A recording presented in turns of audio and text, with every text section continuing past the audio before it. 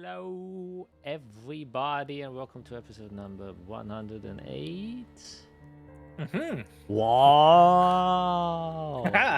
Damn. One might believe I checked beforehand, but I didn't. I just somehow managed to remember. And I didn't even edit last episode. God. One would think I'd be now more consistent after I fucking shat out everything at once. That I would save myself from doing that again, but no. But there's this time a reason, a special reason, which you can announce right now, because, well, it was supposed to be now, but it might happen when this episode goes live, depending how it goes. And that is a special horror one-shot that I'm going to publish, like last year. It's in the works. The pre-launch is already up, so the link will be in the description. However, important note to my players, you cannot go on to the link and look at it, otherwise you will be spoiled. A trailer video is also coming soon, which you also are not allowed to watch, or you will be spoiled. Until you actually play the session, so you only have to wait 1 week before you can actually watch the thing. Okay, that's not bad. Yeah, very special thing, a little bit bigger than the last one shot. However, I've designed it to be like a modular adventure, so you can fit it to your needs. It's made for either level 1, 3, or level 5 parties, and the adjustments are within the one shot itself. And you can either run it as an entire adventure, which will take about around 3 to 5, or maybe even 7 if you've really got a slow party. 7 sessions, but you can also design it into a one-shot, which I'm doing with the 3 parties I'm playing campaigns with.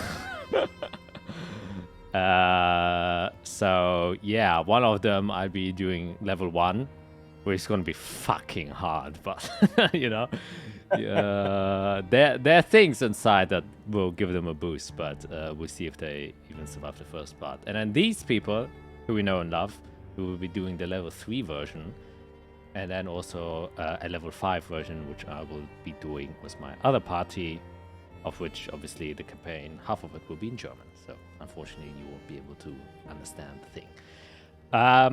Yeah, anyways, it's a survival horror, a more focused thing on the survival aspect. The horror is like themed, you know, scary and spooky stuff, but it's not really going to be like spooky or scary. That's not the vibe. It's like literally like a survival exploratory thing, so that's kind of the focus of the adventure. And also a lot of death, which is why for that specific adventure you should suggest your players to make at least 2, maybe even 3 characters, because they're almost guaranteed to die.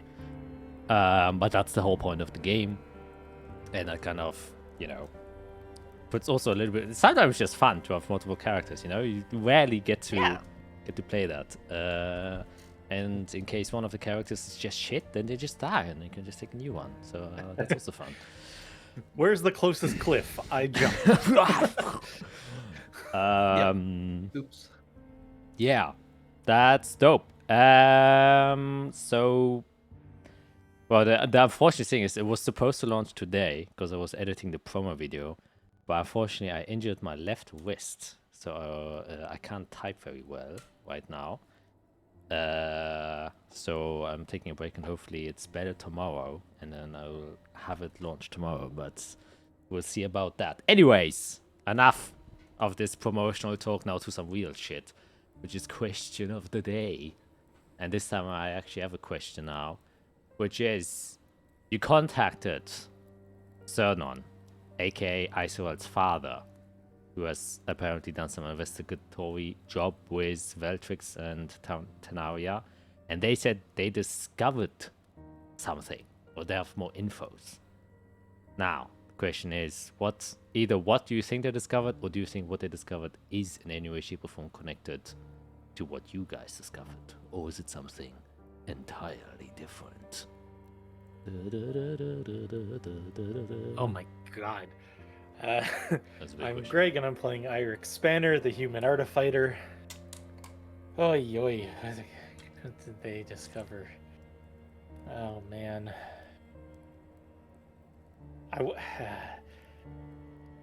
I weirdly think they've discovered something that involves my name, and I don't know why I think that. Just the way some of these things are going, with things being built and all these, I don't know, mechanisms and whatever. I feel like my name is gonna come up in like a letter or paperwork somewhere, and it's gonna cause some trouble. Interesting. I also forgot I usually do the recaps before I ask the question, which I completely forgot. But I guess we just skip that. On to Matt. Yeah. Hi, Matt, playing Fiera, the Chronomancer Wizard. No multi-class yet. Yeah, I mean, I just have to guess based off what we've learned, and know that supplies are being shipped there and the prayers were being sent there. Easiest guess would be it's probably a workshop, either for the golems or for something. That's either where they're creating the power source, because it requires like 8 of those to make a golem.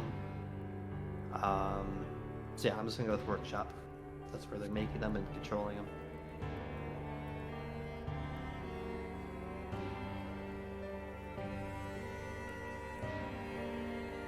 Hi, I'm Skid, and I play Isorel Leafina, the druid cleric.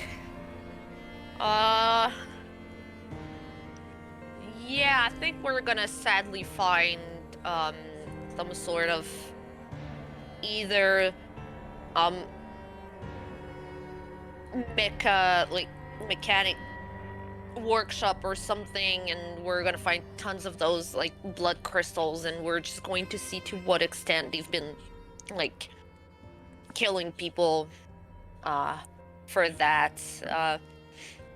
I think we're about to step into something that we're not going to be able to get out of, unfortunately, and we're gonna stay stuck in there for a while. Interesting. All right. 3 different answers. Well, actually, you have a common through line. Anyways, I'll save my recap for after the intro. A ode to the good old times, which is like what 4 episodes ago when I used to do that. Yeah. So we'll see which one of you guys is true, if any, and if one of you guys is true, you instantly get an inspiration.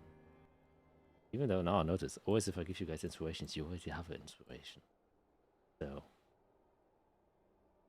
And we get it. Humans get it back every day. Yeah, true. Yes. I don't have it. I don't have one. Oh, completely. I don't get it. Oh, that's why Fiera and I would always have inspiration. I was like, wow, you guys really are inspired. Nope. They're just humans. They have to be special like that. Well, I guess I'll start thinking about that too.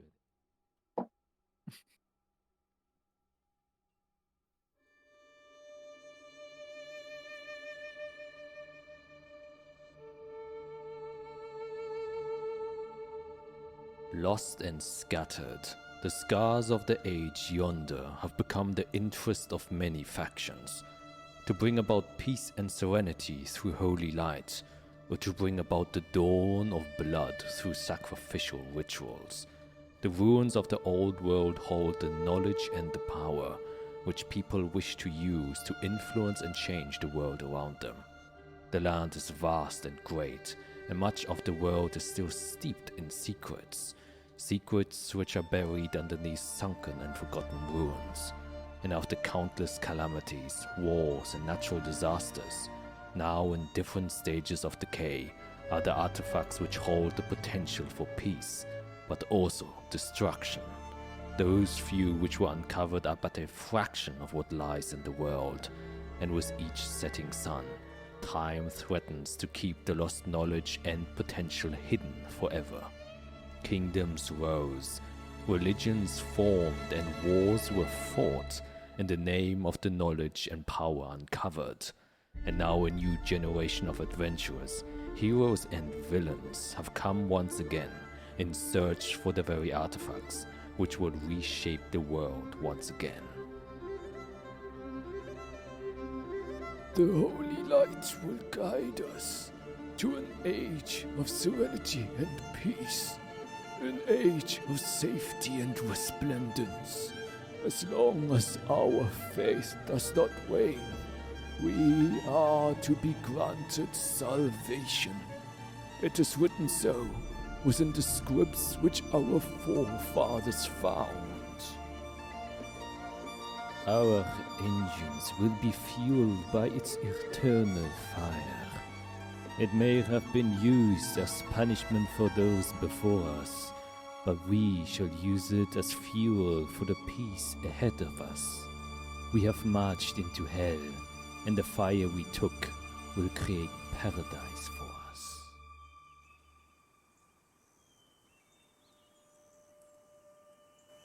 Yes. So, coming with a quick recap.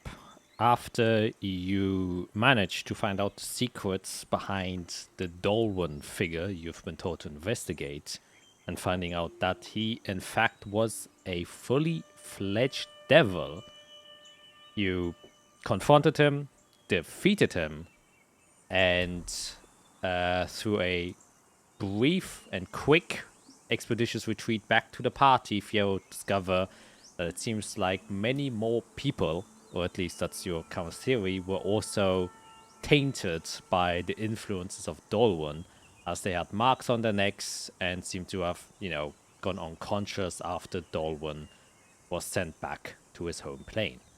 And so you managed to persuade the guards to let you talk with the Lord of Hosvan, Ventrax Moradon, and you discussed with him the, potential dangers that are at stakes here with what you discovered. And he confirmed by looking at one of the notes you found within Dolwyn's house that indeed the Forge Fire Doctrine seems to be deeply involved with whatever is going on here, because the name that was signed by one of the letters was the High Priestess of the Forge Fire Temple within Hosvan, which is a pretty prominent structure in the city itself. With that said, and not knowing who to trust, you came to an agreement that this information should strictly be kept between a small group, so this doesn't spread further in case either enemies or even allies or whoever might figure that out and could potentially cause widespread chaos. And so you kind of retreated back. He gave you a safe place to stay, and in the morning time, you, with the help of Iceral and the materials provided by Moradon, were able to revive an ally that you've now found. Yes, he has taken a new shape. Durlov the Halfling now. Lost his beard, but not his pride yet. And you would exchange a bit more information. And, it seems like they were somehow, that souls were used to create these strange crystals, which you would find out to be netherite torment crystals, which could be used as either energy sources or as a material component for spellcrafting. And you also would figure out, with the help of Moradon, that the supposed package which Dolwyn sent to the king, which was actually sent by Dolwyn, but the task was given by a certain individual called Ivaha Elenax, and it was a power source of some kind that was delivered and that was highly classified, and this was 2 years ago. And after that message arrived at the king suddenly changed his opinion on many things and started to invest heavily in the militarization of Colossus and the new war constructs that were built around that time. And you kind of were a bit stuck on what to do next, and so the only real suggestions you had was to try and find more evidence about the involvement of the Forged Fire Doctrine, how they are tied with all of this infernal stuff. And only then could you perhaps make a case to the king, who Moradon hopes he's not, you know, an ally of these infernal beings, but instead has just been convinced that these power sources are just a useful tool for Collis. But if he knew about how they're actually being created, then he might, you know, change his opinion. But for that, you would need some really good evidence to convince him that this is actually taking place. And so that's kind of been your charge. And amidst all of this, you contacted Zernon, and he would state that he's currently within the Starforce Academy, where he and Tanaria and Veltrix have supposedly discovered or uncovered some other information related to the Forged Fire Doctrine as well. And that is why you went away to try and get there as fast as possible. By Eagle back, formed by Isorel, you flew through the entire day until evening came. You found a small cove in the kind of glistening forest, which is the Starfrost forest, and surrounded now by these glistening, semi-translucent trees. Fiera, you made a tower, your small safe haven within this cove, and I think the last thing that really happened was, of course, Fiera did some wizardy shenanigans, contacted other plane to try and talk with Bell. You got to talk with someone and were given the clue that you never left hell. And that's where we ended. So we jump right back in right after these words come reverberating through your entire body as you're shaken up by the spell and the connection is broken and your eyes open within your tower once again.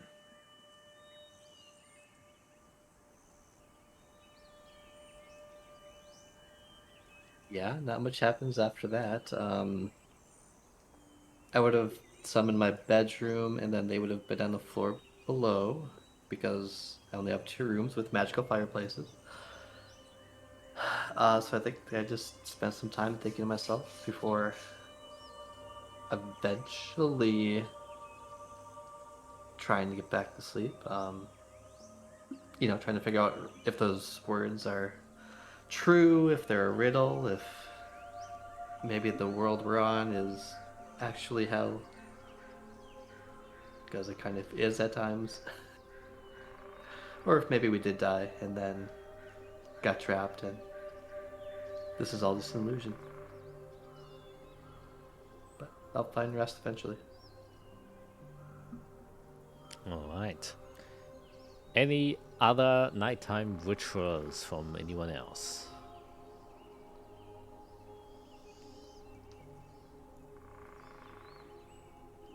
Nothing from me, I don't think. Just making sure Isorel's, you know, not like freaking out or whatever after, you know, having a little bit of like a second wave of you know, fear from dying. Just making sure she's okay. I'm actually going to scry. Oh. Alright. Yes. So Isorel is going to sit down, and she's going to start focusing on good old Kronberg and try to see what he's up to right now. Mm-hmm. Yep. So I'm gonna get out the piece of cloth that I took from one of his soldiers, and I'm going to focus on him. And so, yep, I will scry on him. So he needs to. It's going to be with the with the modifier. It's going to be a DC 33 for him. DC 33. Yes. No, sorry. DC 29. All right. Yeah. Sorry. I still want to be grateful. Yeah, no worries. So you sit down, you focus on the magical urn that you have filled with holy water. As you focus your power there, once again, you can see ripples appearing within the water in front of you. And as they refract the light, you can see that the image starts to change. And instead, you see a dark room. And it's only illuminated by what seems to be somewhat red light. But it seems to be a stable light source. And doesn't seem to be a torch of any kind. Like, it's a really prominent red glow that is kind of framing parts of his face that you're able to see. He seems to be wearing still what seems to be like a winter coat, but he's definitely not as heavily dressed as you are, suggesting he's not, in an immediate cold environment. And he's currently sitting on a singular chair. The floor itself seems to be a very dark brass color. The chair he's sitting on just seems to be a regular wooden chair. It's kind of slunched over. When sometimes you're at the doctor and you're just waiting for your results to come, and you just, elbows on your knees and just hand on your face, or your face resting on his hand, and it's just kind of staring out into the distance and seems to be waiting. And other thing is, one of his feet is like rather rigorously tapping. Or like He seems whipping. somewhat like anxious or jittery or something like that. Yeah, kinda. Oh, you can actually make an insight check.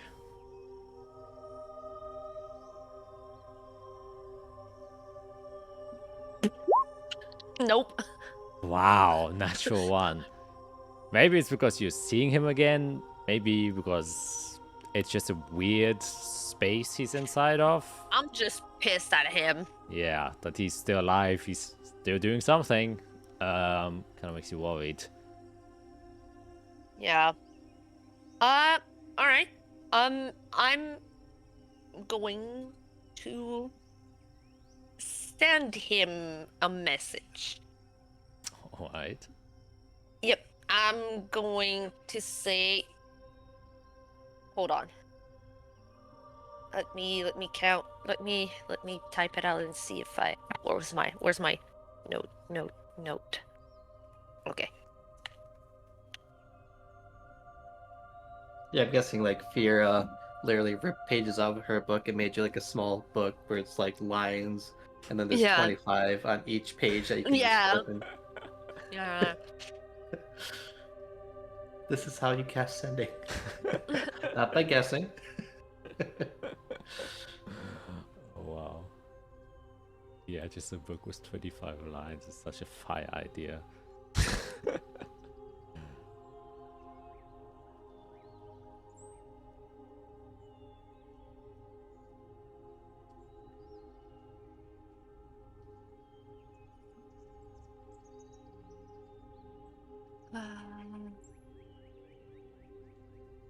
Okay, it's literally 23 words. Alright. So I'm going to cast sending, and I'm going to tell him it doesn't have to be this way. You still have time to change your stance. You can do better. You can be better. I'm not saying my name, nothing. I'm just sending him that. I'm sure he's going to recognize my voice, but yeah. You see, as you sent the message, within your scrying. Yep. For a brief moment, his leg whipping stops, and you can see his head kind of perches up a bit. And he looks around, and then he kind of slumps back down, puts his head back into his hands. And now I have to think. 25 words. Yep.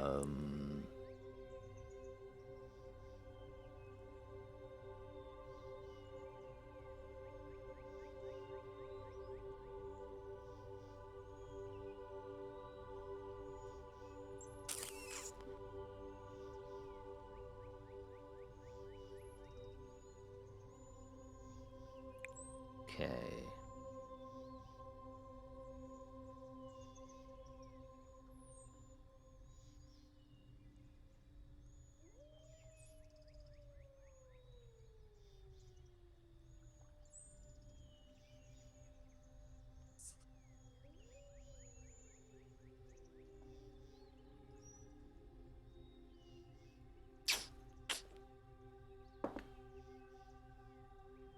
Okay. Wow. His whipping continues after a moment, and then you hear a voice inside of your head, and you hear his voice who says, I have tried, but I am too far gone already. I can't stop now. After which the door you hear a door opening. And as soon as it opens, your scribe vanishes. And at that moment, in the last moment, you can also make a perception check. Okay. Come on. Not a 1. Good. 23. I'll take it. You, after it opens, there's like a brief moment where you can hear like a weird buzzing noise, or like a whirring noise, like a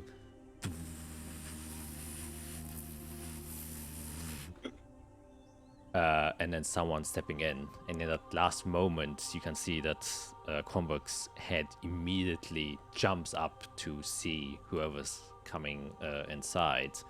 And I will say, because you have a passive insight of 20, which is pretty damn high, you would notice like it's similar to, you know, like literally you are a patient at the doctor's office and a patient's waiting to receive the confirmation whether or not they have cancer, in a similar vein, like some important information is about to deliver to him.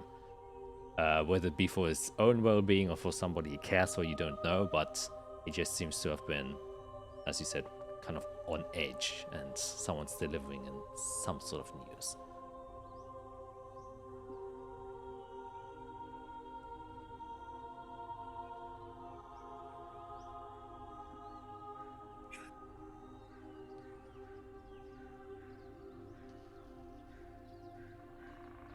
Great. Just making sure I know that.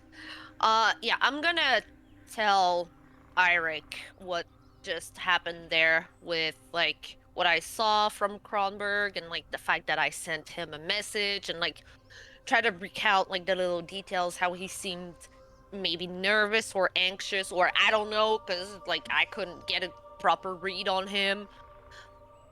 But that, like, yeah, he seemed almost defeated, like he accepts. It's like he's accepting the fact that he's just bad, or a villain, or I don't know. Yeah, I mean, if that's the case, then that's good. Who would be holding him to account, though?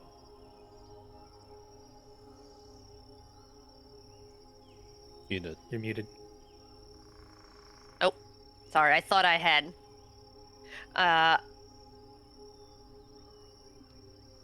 That's what I'm wondering. Like, who? Because there's the blood light commander, whatever crap guy, but Yep.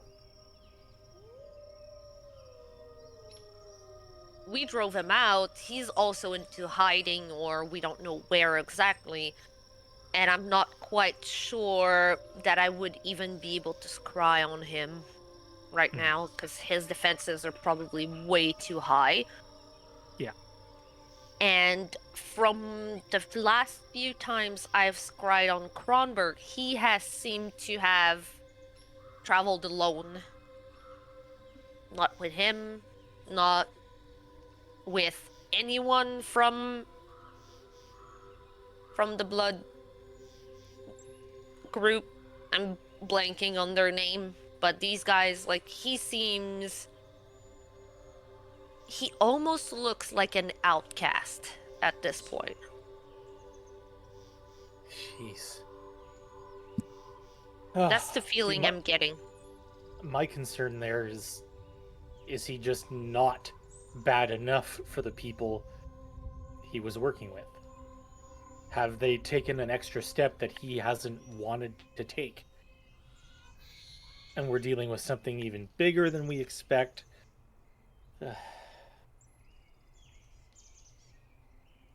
On the other side, we might, maybe it's a way to not, get on a good side with him, but I know that's not going to happen. But if we can maybe figure out a way to start pulling information, if he's being shunned by people. I don't know if it's my savior complex, but I almost want to help him get out. No. No. I know. There's a part of me, there's little Isarel inside of me that is like,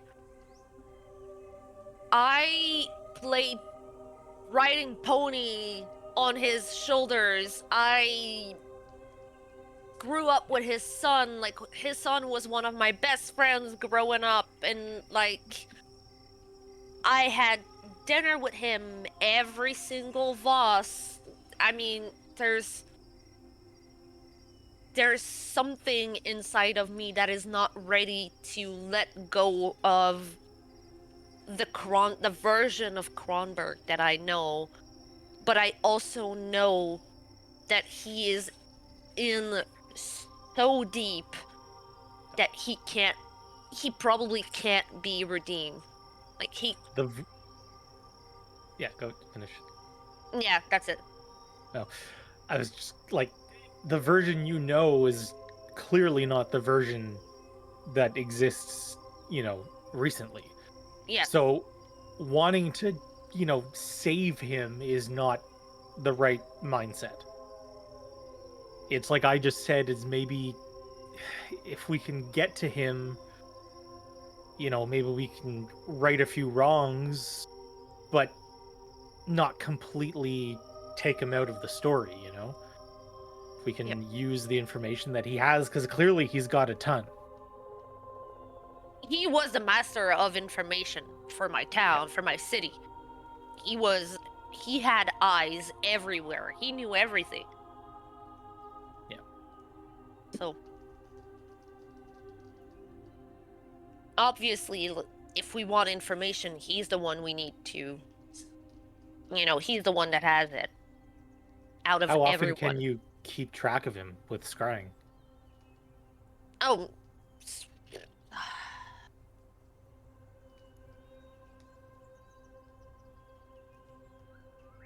if we don't end up in deep trouble, up to 4 times a day.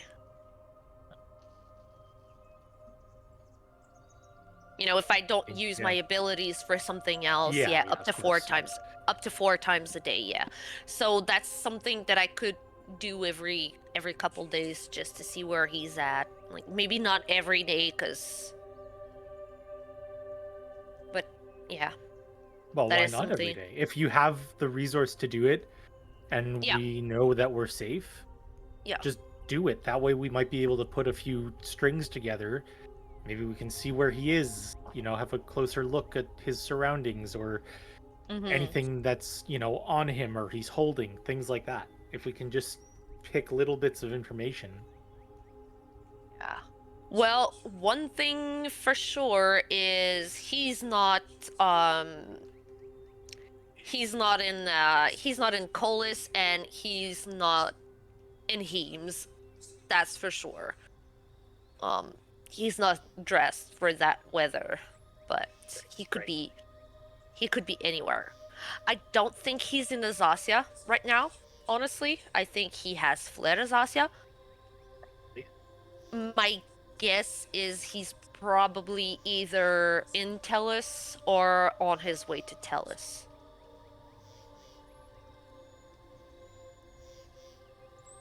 Because they're also at odds with the Lichnius.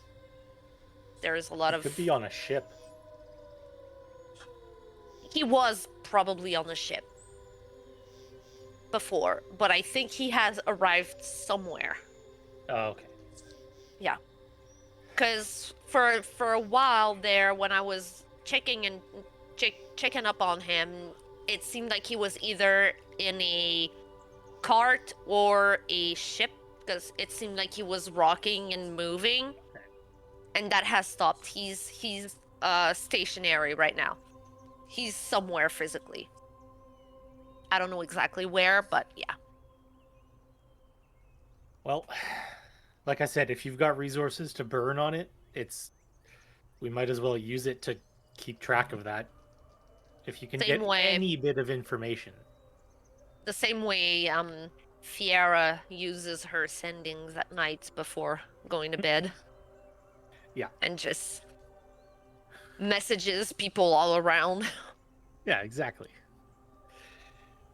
And gets answering machines. Hear from above. Yes, also that. Yeah. Well, speaking of scrying and looking on people, is there anyone you'd like to keep tabs on, or maybe know where they're at? I still have the means to check on people like twice.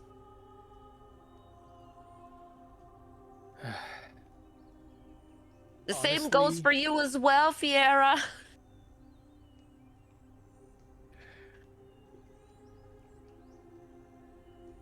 Off the top of my head, I don't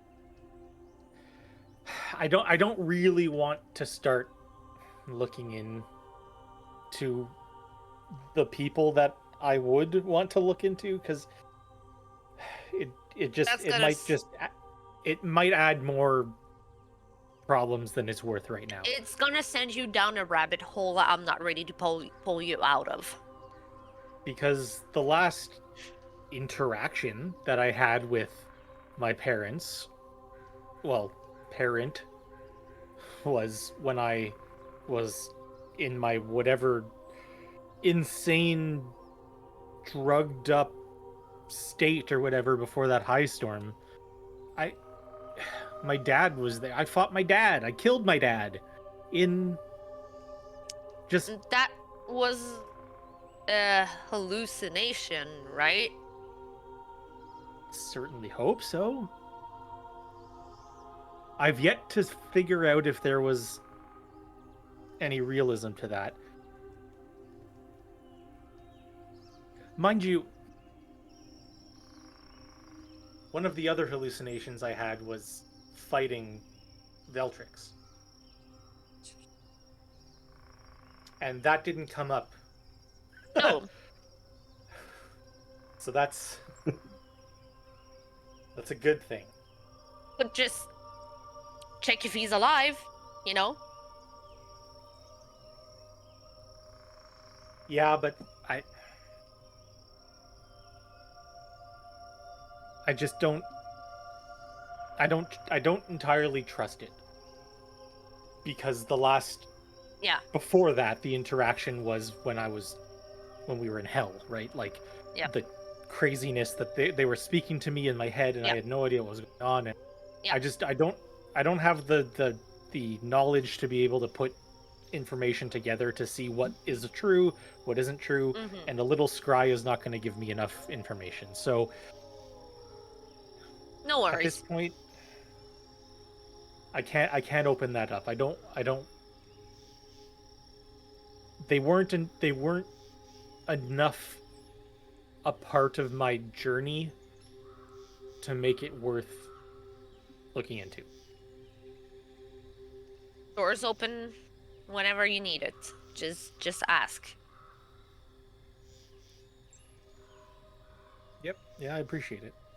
I'll think about it. Yeah.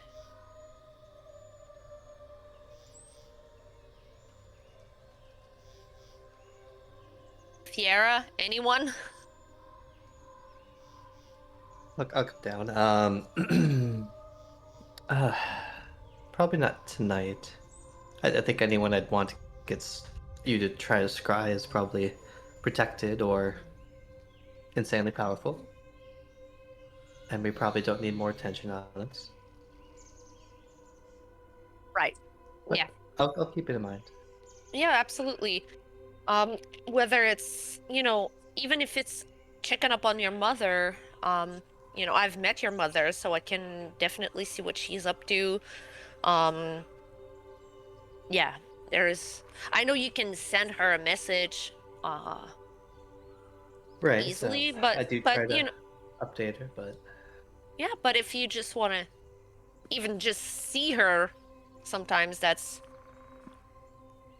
it was comforting for me to actually see my parents and seeing that they were physically fine.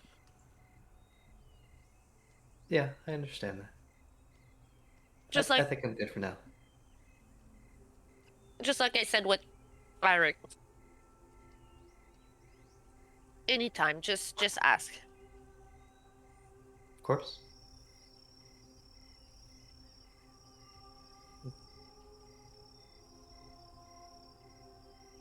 Yeah.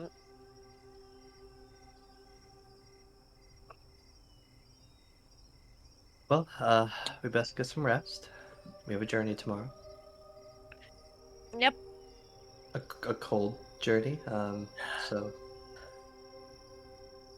Right. I gotta get my shapes ready.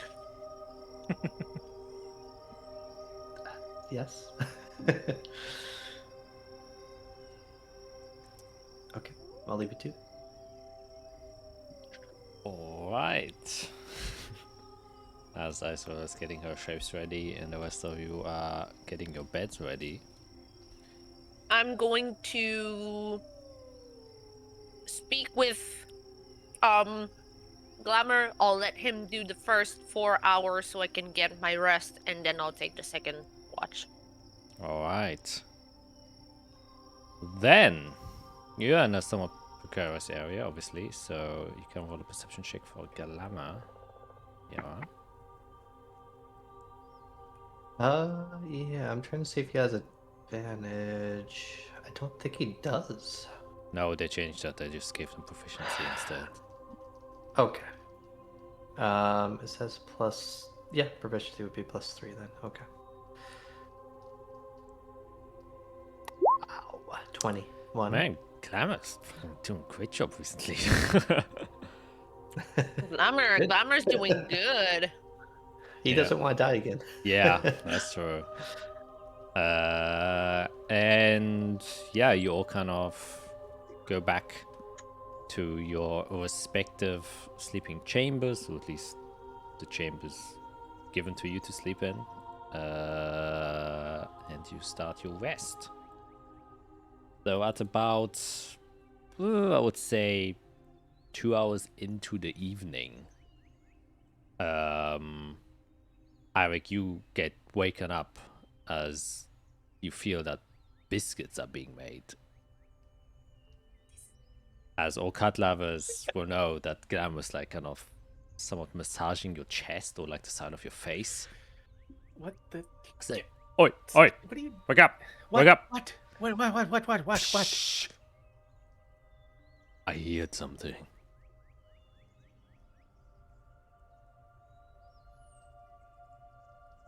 Make a perception check. Jesus. I'm sitting next to them meditating. Yes, well, while you're meditating, you're in a trance, so you're sort of like, Yeah. oh my god, what the fuck is going on? Did you do that before? No, Deception Izrael did No, that. it was Yeah. her. It was that's her. me. God. That's three now. That's It's like natural three ones rolls. we've had. 3 rolls, 3 nat ones.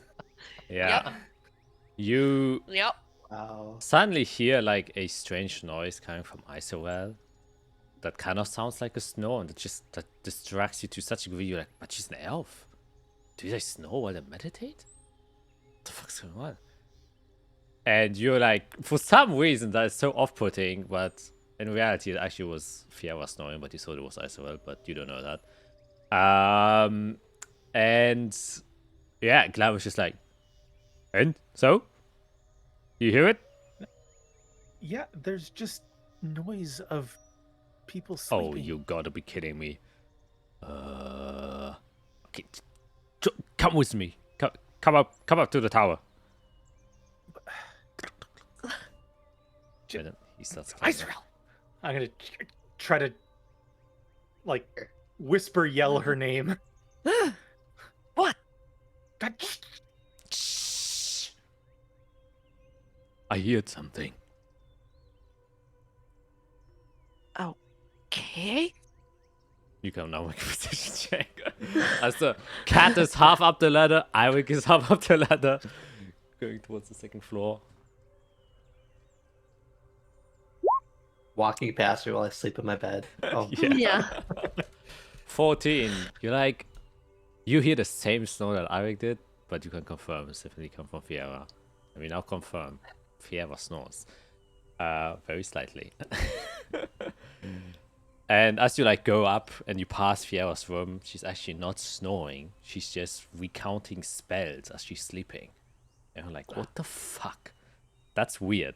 But that's so Fiera. As she's just lying there saying like, take a page from the book of arcane knowledge observation. And you're like, okay, just let it be. I'm gonna look at Oh. Glamour and just point like, No, is that? no. Points up and then starts climbing the ladder to the very top of the tower. How tall is the tower again? this one is just 2 stories. Okay. Some of the small. Yeah. So you get to the second story, and I guess you still have like access to the roof, right? Yeah, there's always a roof hatch. Yeah. So he kind of slowly pokes his cat head out, and then slowly comes back down again. It's like, oh, What?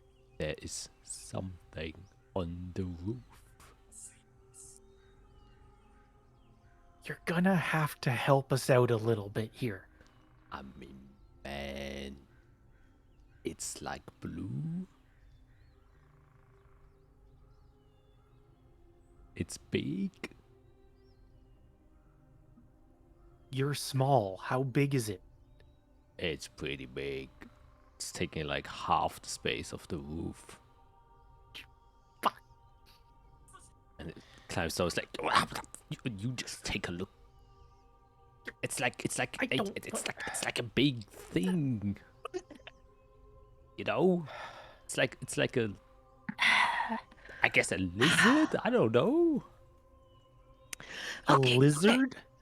Okay. I guess. Arik is like right above me, right? I'm just gonna put my hand on his leg, and I'm going to cast Sanctuary on him, and then I'll start push him upwards, like. Go, go, go, go. And I'll just like stop myself at the hatch before I pop out and slowly peek out. Nice. There, you have Sanctuary, so. Okay, you can also make another perception check. The sanctuary give me? You basically any creature who targets you with an attack roll or damaging spell must succeed a wisdom saving throw or or Okay. choose another target or lose the attack. So basically I've shielded you against attacks. There's no bonuses. Okay. No. No bonuses. 19. All right. Yeah, you peer out, just slowly opening the hatch. And as you open it up, you can see immediately a very faint blue glow coming from maybe like 10 feet from where the hatch is.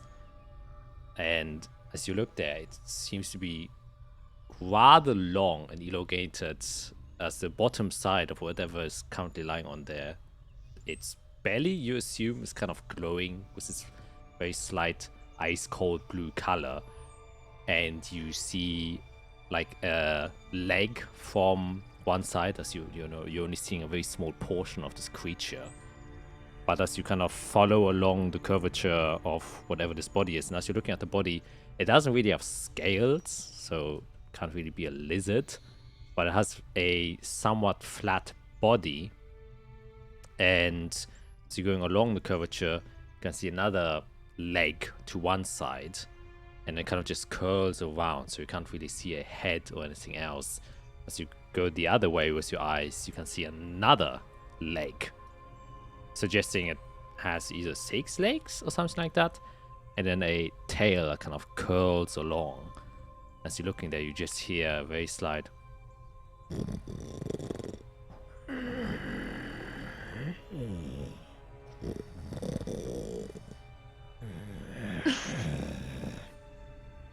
and but as you're like looking through it, you hear behind you, as your hatch is there,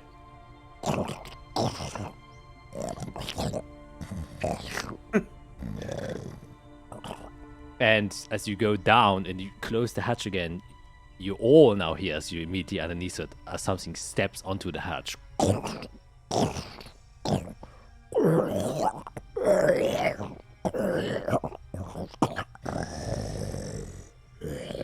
And then something slumps onto the hatch.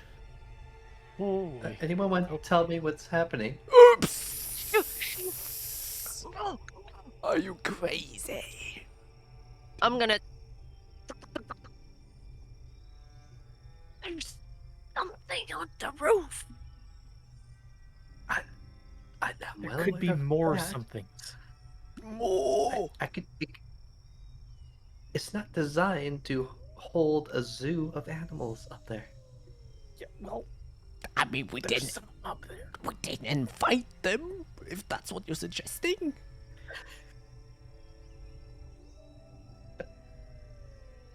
I mean, wait, don't you always have a zoo if you're traveling with a druid? Stop it. Not now. Oh. I'm just saying. Someone needs to get outside and look up. Or we just stay here. Well, I don't want the roof to collapse. Yeah, we gotta do something then.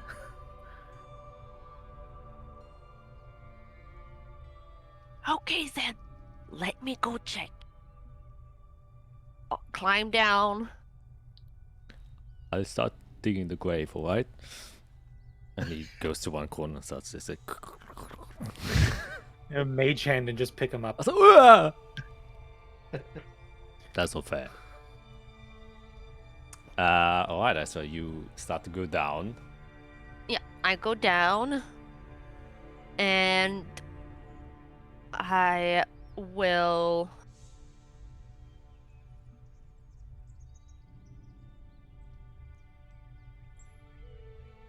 Yeah.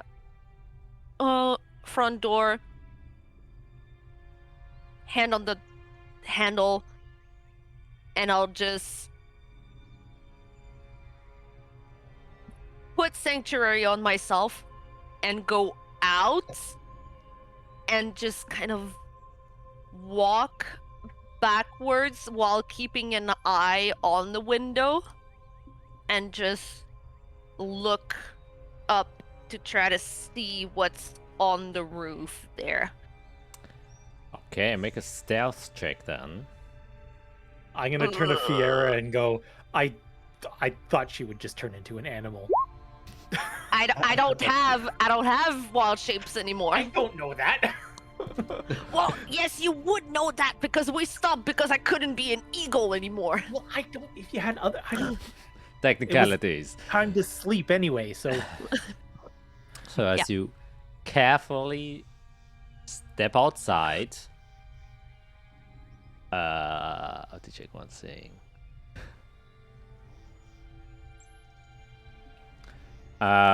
You open the door slowly.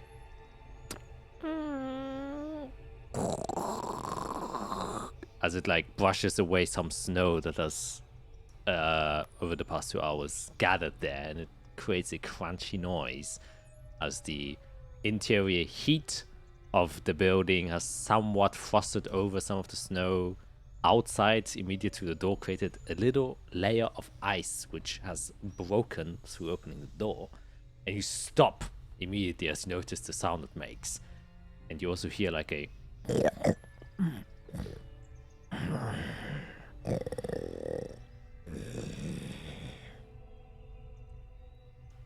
and it seems like whatever's up there didn't quite notice you as you slowly sneak your way out into the snow. Each footsteps creates a very slight cracking noise inside of the snow. While you turn around, you can make another perception check because it's still dark.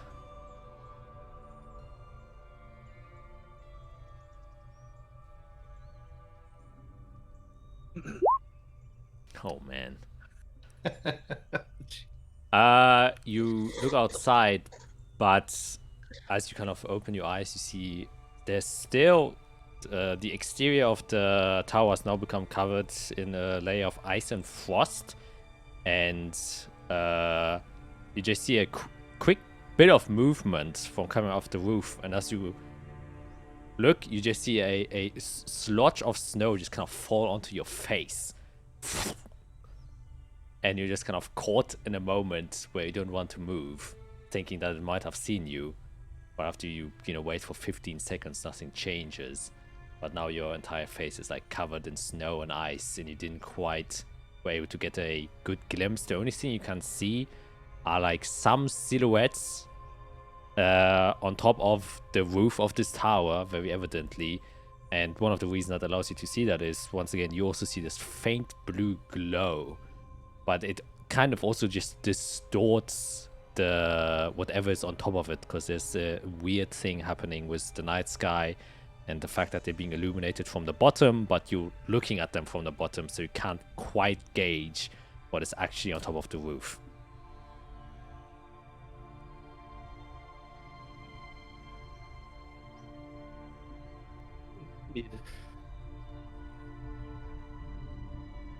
You're muted.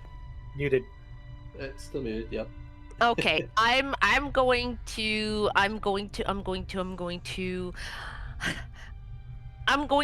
can do that. I am going to message Fiera. So Fiera, you hear in your head there's something big on the roof. I can't really discern what. Hold on.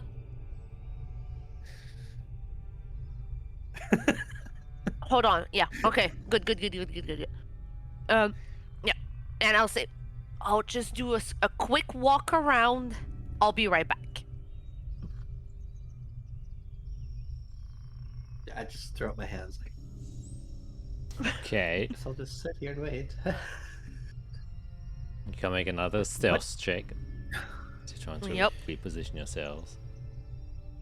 Please, for the love of everything. Oh my god!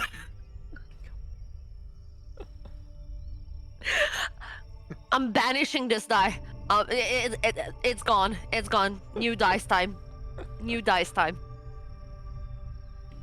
Did I have time for a short rest while I was sleeping? Changing. Yeah, I'll allow it. Yeah, definitely. Okay. Have to New dice. twist. New dice. I may have blown like You said 6 spells on 2 Sunday. hours. Yeah, but like I said, for short rest, you have to actively be, consuming hit dice, which means you're like, these 15 minutes. Yeah. I'll spend like 6 if I have to. No, you don't have to. You can only spend 1. That's fine. I'm allowed. You probably pre-prepped while you were going to bed for the next day, and I consider that a short rest. So yeah. Was it 6 though? What happens is as you try to reposition yourself, you sort of, bits of ice on your face and shoulders that's kind of slowly dripping down, and you turn and try to, make a wide, a lengthy curve around so you can get a better angle on whatever is there. However, it's dark, it's snowing, it's still windy, it's still freezing cold, and you're in a somewhat, like I said, open cove where you put this tower. And beneath the snow, unfortunately to you, there's still branches and other roots growing there, which unfortunately is covered by the sheets of snow here, and you accidentally catch your foot on one of these overgrown roots and fall to the ground. A very loud, obvious sound, which also Eirik and Fiera, you would be able to hear, as instantly you all hear The very second that happens, I'm not even taking any chance. I just misty step back inside the tower. Okay. And you all immediately hear movement Close the door. as something is moving, almost seeming like circles, but almost it kind of sounds like a parade, as if many feet are like kind of walking around.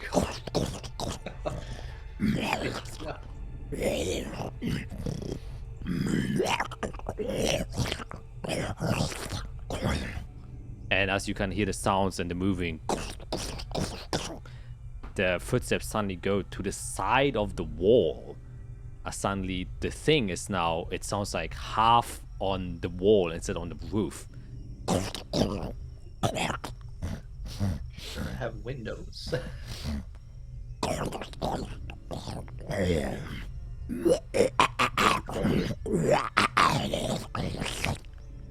And the other thing that's on the roof also starts to wake up by the calls okay. of the other one. My tower's gonna break if they keep walking on it. We need to shoo them away. I'm downstairs on the floor. Great, so that didn't work out. We gotta go fight them then. No. No fighting. Please go away. It's not gonna Just work. shoo them. We need to scare. We don't need to hurt them. We need to scare them.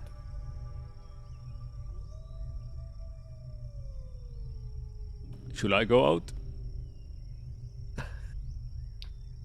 Hang on.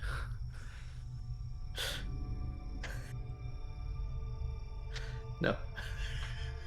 Not yet. Let's plan F. Wait, hold on.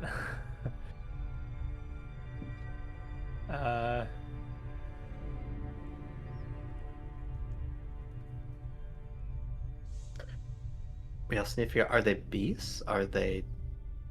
I think we would know if they were demons. I might be able to try to trick them.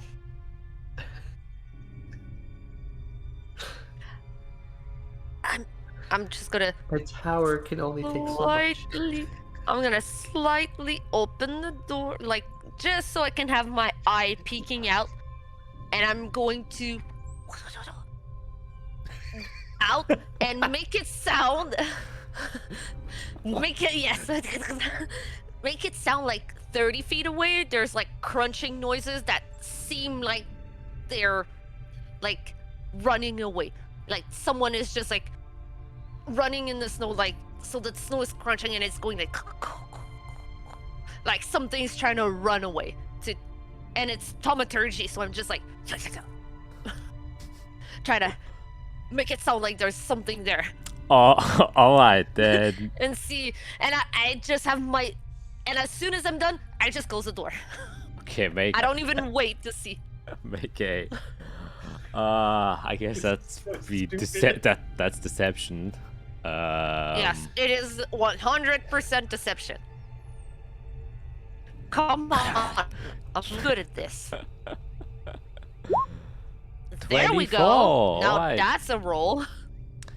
As soon as that happens, you hear and once again feel like a shift in the tower structure as one of the things that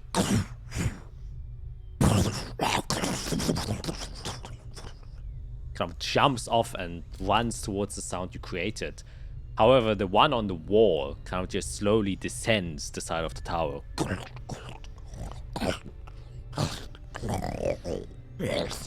And seems to just starts now going circles and probably like around 20 feet away from the tower. It seems like one is chasing, but the other one is for some reason sticking to the tower.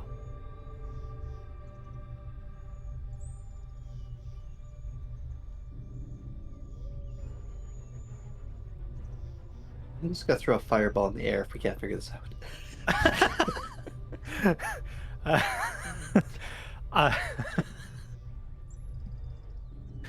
Okay.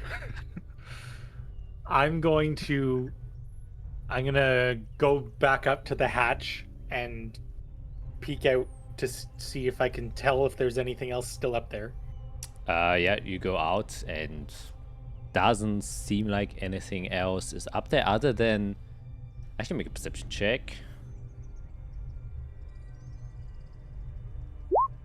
28. You do see There you go. some things have been like left behind there, and you couldn't see that before because the body was blocking it. And you can see what seems to be the cadaver of a very large moose that is kind of just lying there. Get it off. But funny enough, it doesn't stink or anything. It's because it's completely frosted over. In fact, now that you're looking at it, it's like encased in like a block of ice, of pure ice, that is like almost crystal clear, and you can see through it entirely. And you almost didn't see it because of the darkness of the night, but you can see it. This is a frosted cube of a moose that is lying on top of this tower, 15 feet away from you. Okay, I'll open the hatch and I'll activate my boots so I float up, so I'm not gonna make any sound up on the roof. Nice, alright. And I'll go right out and I don't want to go like super high, just kind of like hover as low as I can to the top of the roof and start looking out. Yeah, make a stealth check and a perception check.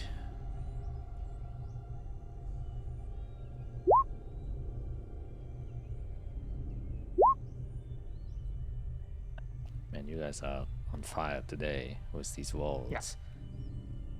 Anything you wish to add? If you want to. No, at this point. Okay. This is funny. You fly out.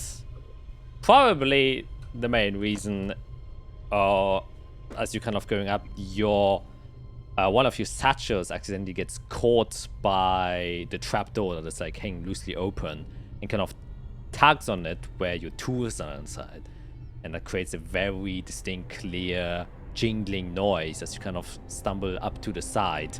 And though you're floating innately doesn't create any sound, that unfortunately does. And in the darkness you can just barely see, like I said, about 20 feet away on the southern part of the tower seems to be illuminated from beneath with this frosty, ice-cold blue glow, a rather large salamander-type creature with 6 legs, very long tail, a kind of skewed face with very big jagged teeth that have like frost on top of it. And as it kind of whips its head towards you, you can see these 2 glowing blue eyes and frost coming out of like this very cold mist escaping its maw, and this blue tongue that occasionally always comes out and licks away some of the snow that has covered its face. And you can see it kind of starts inhaling some ice inside of its throat as it's kind of looking at you and slowly approaching. I'm gonna use my feature for dissonant whispers. Okay. So he has to I'm do just gonna whisper. same as I supposed to. All right. He has It made is the night of the. yeah an intelligence Apparently. saving throw, correct? Wisdom. Oh, wisdom. All right. It shall do that. Ooh, Oh. that was a 21. Okay, well. That unfortunately triggers it. You can still roll the damage, however. As you invoke a spell within its mind, it somehow manages to kind of will it off, and you feel like this creature has an innate magical aura around it now that you're seeing it, and this burst of blue energy just starts to build up even more. As you can see, it is about to release something out of its maw, but here's where we're gonna roll initiative At my tower. to see who goes first. So with that, unfortunately, kinda went a little bit south. I will take you onto the battle map. A little bit, yeah. Oh, that could have gone a million other ways. Yeah, man, Yep. the rolls really not on your side today, truly. Nope. The dice god are against us today. And I will put you on the battle map real quick. Right. Whatever, it's funny. It is funny. Oh, hey, look at me. Jesus. Oh wait, I didn't. Dude, that thing is ripped. Look at those muscles. Yeah, you actually couldn't see I it. don't But see it anymore. yeah, your guys are still inside the tower. Obviously, I can't do levels, so you're just on the first floor, but you're technically on the second Yeah. floor. But I think you're the Oh, only one yes. outside. Okay. I got it. Initiative. Holy crap. Oh my god, what the fuck's going on with you guys? Oh my god, it rolled super well. I don't think Are we gonna die? Anything else. Wow. Bring the viewers over as well, as you can Oh, but I'd have glamour. True. We yes, do dark have vision, so glamour I can with just- us. I can look through his eyes. I can't see his token. I have to put his token there. That would make sense. Yeah. Gotta plop him down. Oh, Oh, is he outside? No, he's inside with you guys, so he's stuck in the wall. Right yeah, I will put him inside. There you go. Okay, as long as I can. Okay, I can move. And then it's initiative.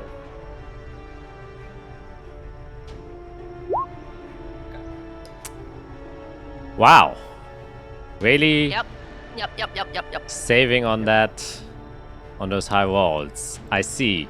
Well, Irik, you can immediately see as just this frost, pure cold mist escapes its maw as a cone of cold just comes burling your way, so you can make a constitution saving throw, and a 60-foot cone completely covers the tower.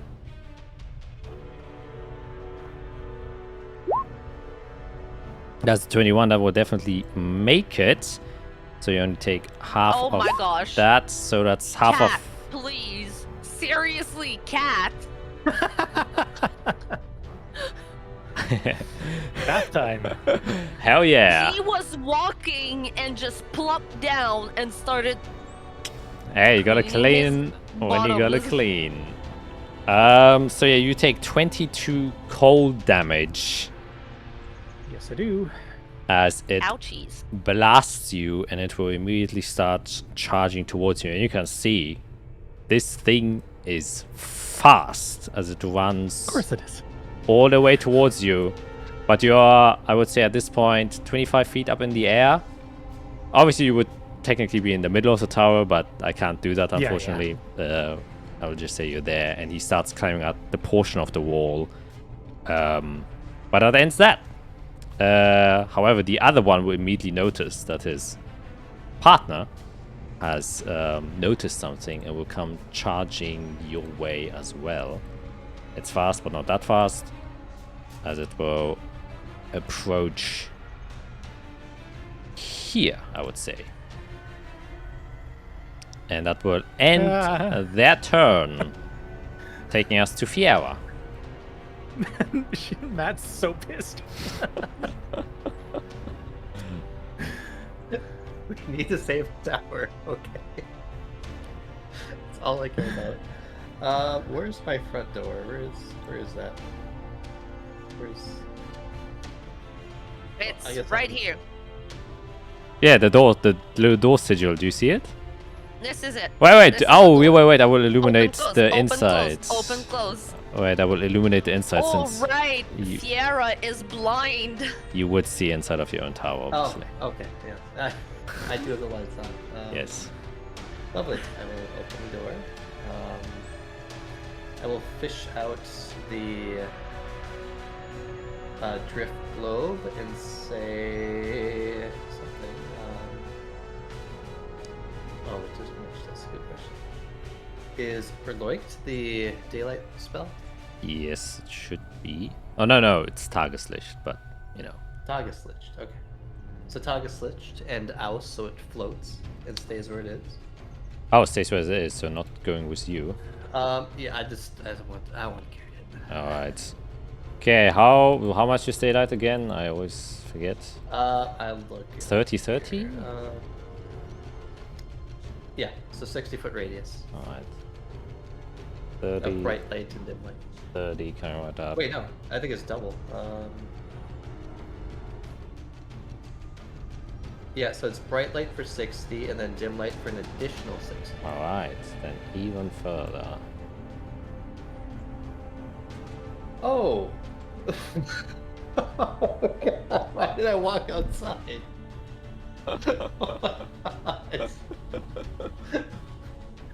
As you see these two gigantic salamanders, and one of them who like ran in front immediately looks towards you.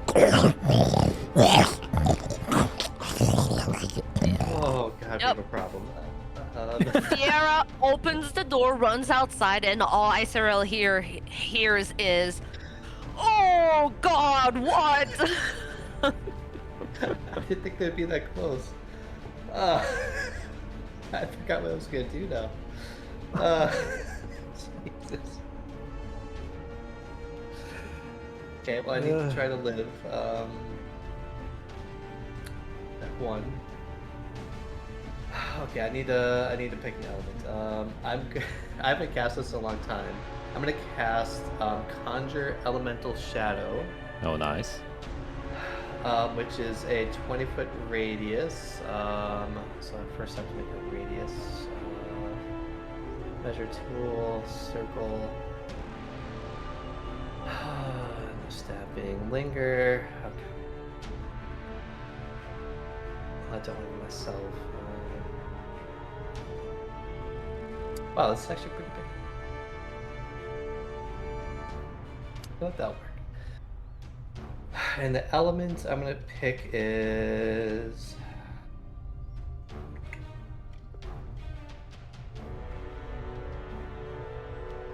we're going to do Earth. Oh, nice. So alright. they have to make a Constitution saving throw. Alrighty, I'll start with the top one. He'll do his first. And 15 should be a fail. And Fail. the second one was a 25. We'll make it. I can't let that happen. That's the damage. Oh, the Constitution is high.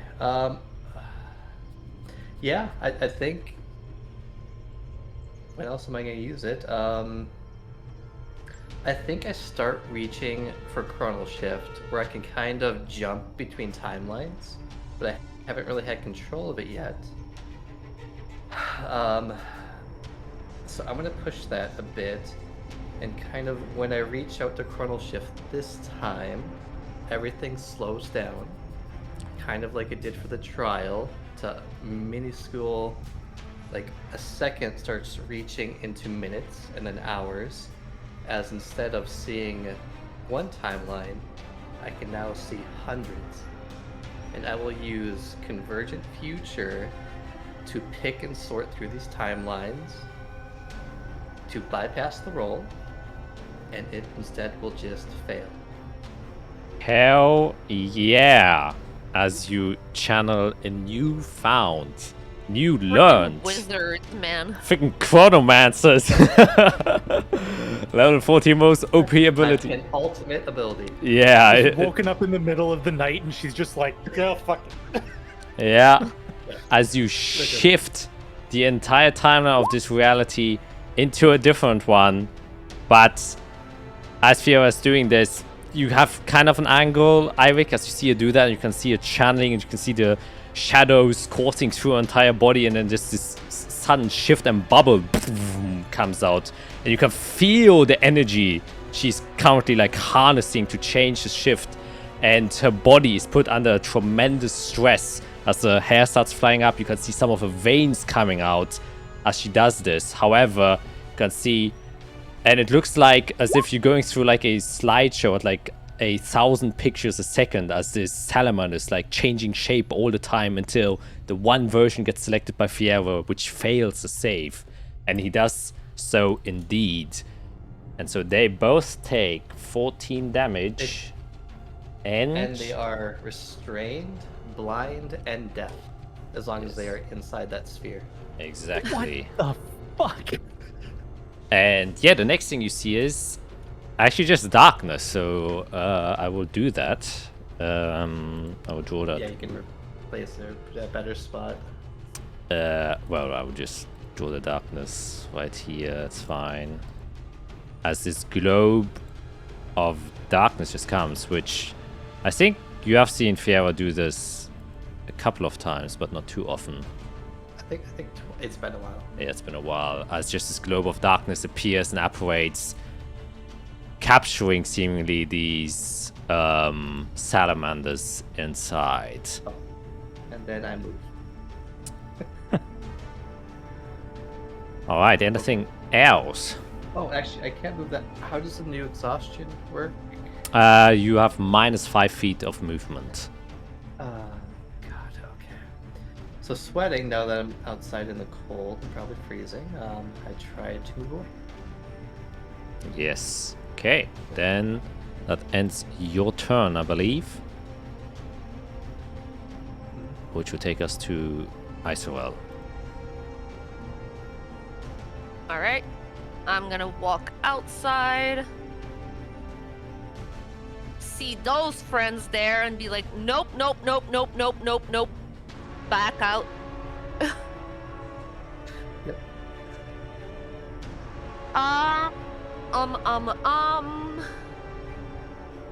Where is it?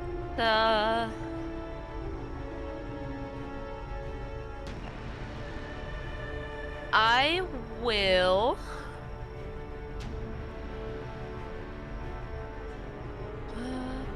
I don't see Eirik. I don't know where he is.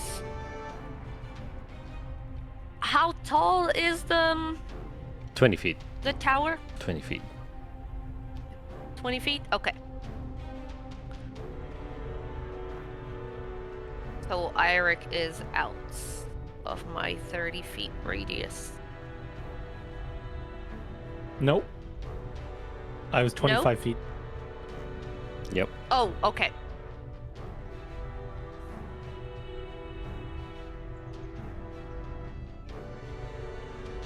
Alright, I will activate my bond between us.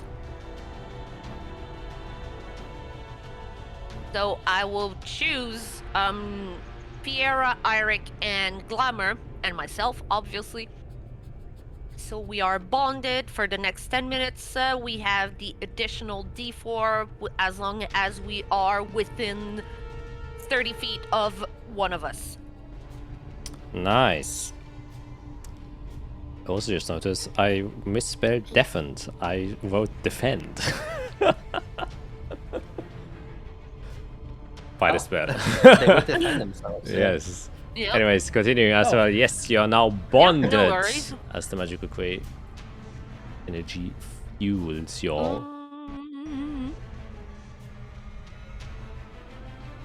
And then, as a bonus action, I will cast my spiritual weapon.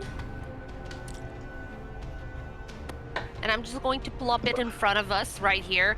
And I'm just going to leave it right there. And for now, it's not doing anything. It's just there for protection. All But right. it's, on the subsequent turns, it's going to go after me. Okay. Yes. By the way, I will also say for the salamanders, because they're a bit, bigger. So technically, you could only capture the top one, and his head might still be out. So I'll make a dexterity savings throw for him to see whether or not his head actually got submerged by the darkness, because I think that's fair. He's a big chunky boy. Yeah, And a 15 fails, so yes, it did, as you felt the channeling of energy, and you can now notice these creatures have a pretty decent attunement to magic to some way or another, and so it reacts instantly to the sudden surge and turns around, and as it turns around, you instantly collapse the shadow and manifest it as earth, and that's how it gets triggered and trapped, so its head is currently inside. And as part of that, means they can't use their bite attack, obviously, because they are in solid stone right now. Okay, that ends Isol's turn, but that brings us to Eirik, so you can see at least the butt of this guy. Its tail is kind of still flailing around, and two of its legs are also still outside, kind of scrambling, seem like pushing against this dome of black shadow, but its head is completely obscured within it, and the other one, only the tail seems to be outside of this dome of darkness. How long is this Shoot thing the gonna butt. last, Fiera? Shoot the butt. A minute. Shoot the butt. Although it's just rocks, so they could break free. Oh, this is so stupid.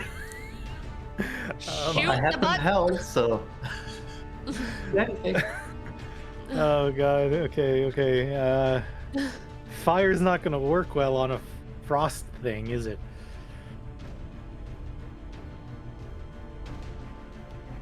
Oh, maybe it will. Who knows? It's my first instinct. And as always, I'll just firebolt him and see what happens. Okay. Wow, a 15. Do you have spell sniper as your feet? Nope. Alright, well technically you would have... Wait, no, you have advantage, because it's blinded. To restrain.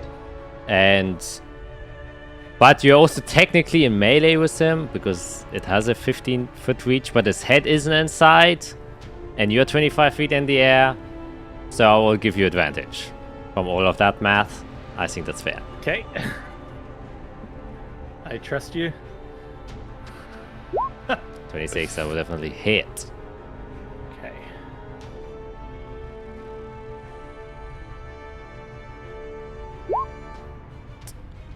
Very nice. 24 damage.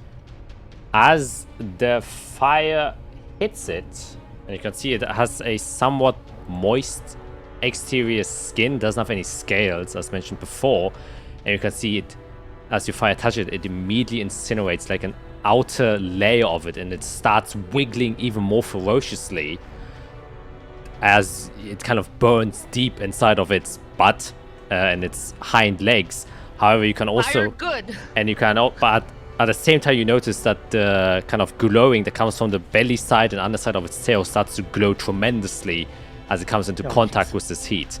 So indeed, they seem to be very susceptible to damage, but they seem to react extremely strongly to this fire as well, in some other way. Okay. I'm going to... Please get away from my tower. Are you talking to The weapon me? with crossbows. Yes. Hang on. What do I... Is there fighter things I can do now? Level 2? No. Okay. Nope. Get away from the tower? I mean, if possible.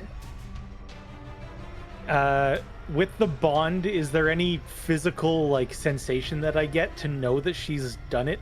Yeah, I think there's like a obvious magical connection going Yeah. between your. Yeah. And I would have warned you that I was going to bond us. I'm not gonna go anywhere. I'm gonna stay up top. Very well. That should take us to Galama then. The cat. Oh boy, I should give him a spell. I'm gonna command him to come outside.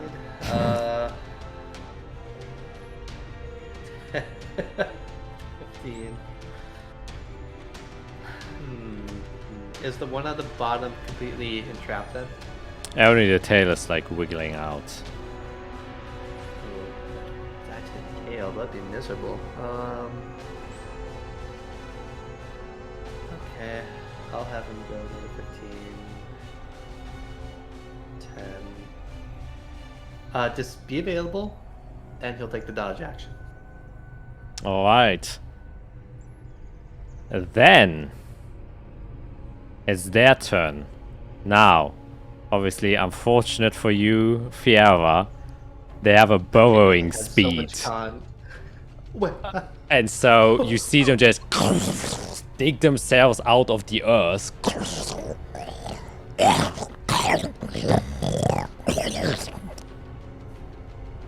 Rather effortlessly. How, I never use this spell. however, you can see the one that's like on the top of this stone, kind of like looks around, and it kind of looks westwards for some reason. Its attention's kind of grabbed there.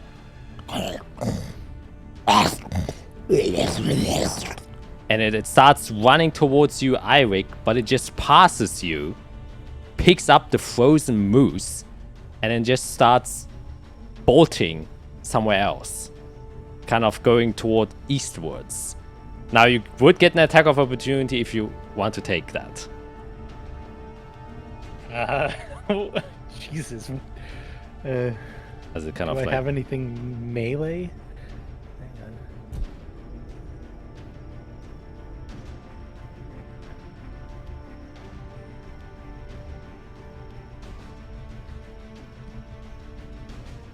As he's coming by,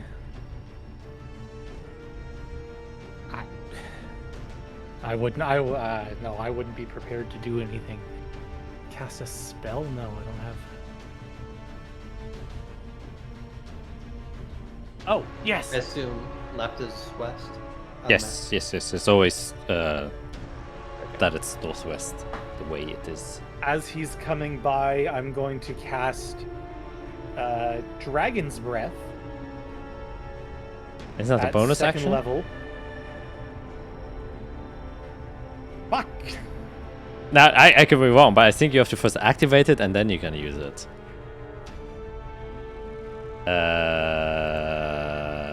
Nope. It just says you touch your willing creature. You touch a willing creature and choose the damage. Until the spell ends, the target can take a magic action to exhale 15-foot cone. Yeah, so casting time is a bonus action, and then you can use your action to do the fire breath. You're right.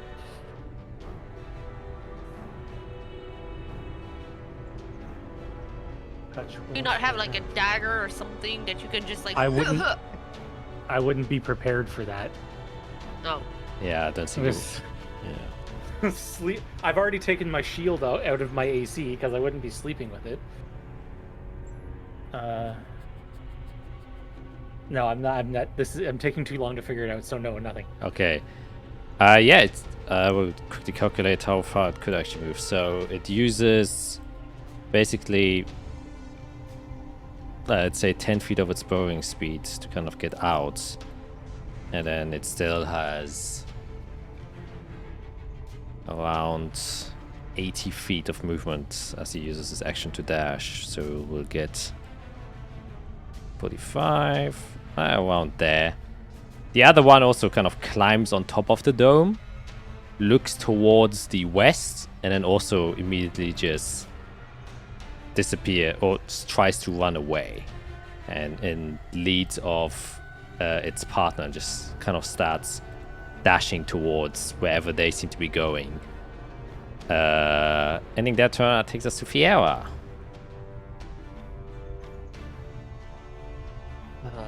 Flabbergasted at all of this, I'll dismiss the sphere. Alright. Look toward. Well, I can maybe. Running away. They took the deer. They ran. I'm just gonna poke them in the butt and shoot 3 magic missiles. One toward each and one toward. I guess 2 toward the back. I just want to poke them. I can roll the damage if you want, but I'm guessing we're not gonna knock them out here. Probably not. Okay, so that's toward the front one. These other 2 will be toward the back. It's just a first level magic missile from my staff. Yeah, good old. 5 reliable damage. Oops, I rolled an extra, I think. Okay. I'll just look around like, anyone know what's going on? Why are they leaving? Can I go to bed? I'll just say that. Something startled them. Alright, yeah. And you can see they do react to obviously your damage poking them from behind. And the one from the back who you hit twice also kind of skids for a moment and looks back and snores at you. But it kind of eyes opens up, looks around, and then kind of shivers down and then immediately turns around again. Azarel, Hey. and that'll be my turn. It's your turn. Alright, I'm gonna walk over here. So there's like kind of a log there, so I'm just gonna like prop myself on top of it. And I'm going to... hold on. No, wait. They're looking at the east and running west? Yes. Like, Okay. there's like, they're running like Eastwards. east northwards, kinda. Like, not directly. Oh no, they're running west northwards. Yeah. But they looked east and they got scared. Yes. Okay, so I was right here. I'm going to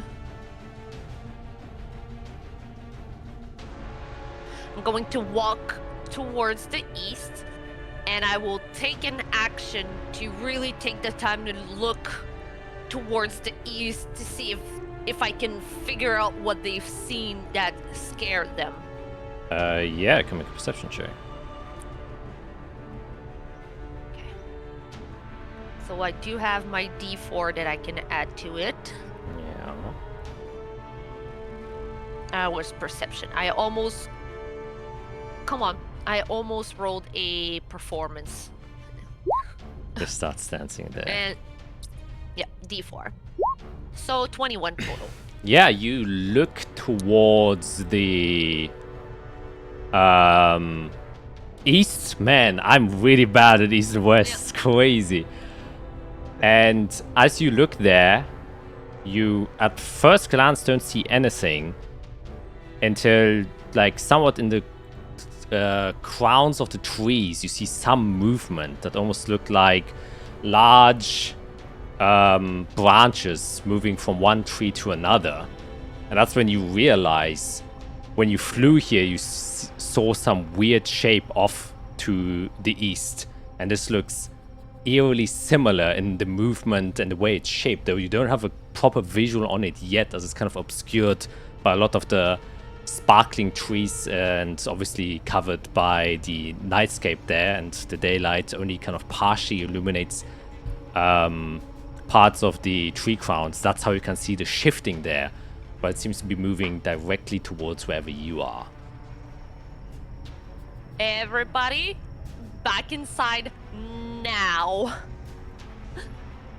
So that was 20 feet, so I have another 10 feet, and then I'm going to Misty Step, because I can.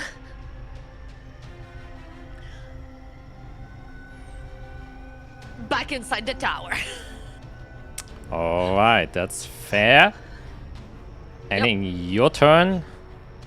Taking us to Iwick.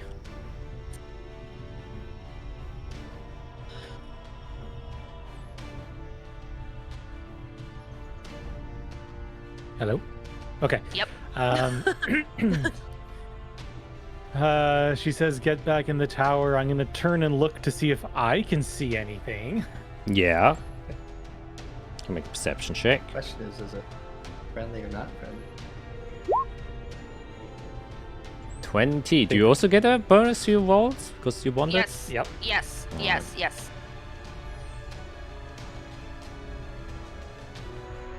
Oh.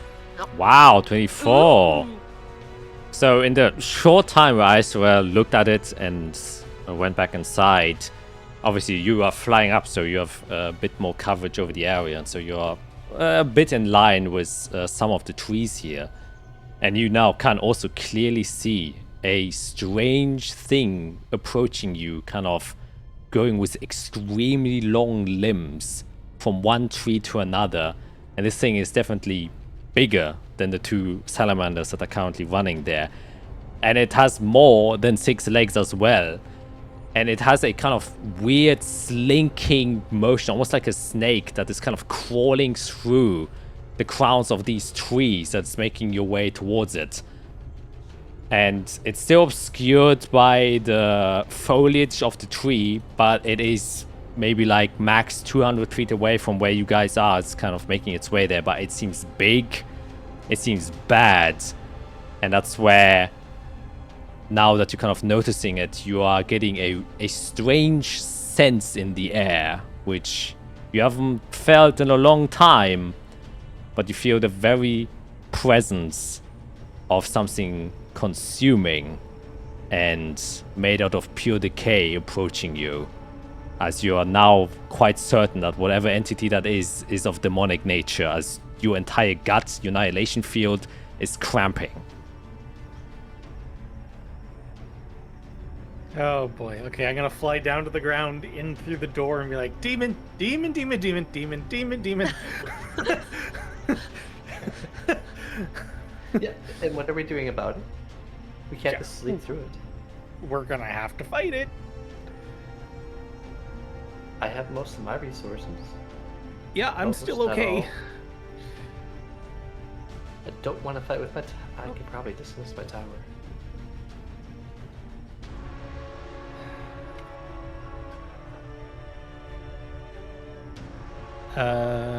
It's still on my turn, so I'm gonna fly. I've flown down. That was my movement to go inside. Whoa. I'm going to.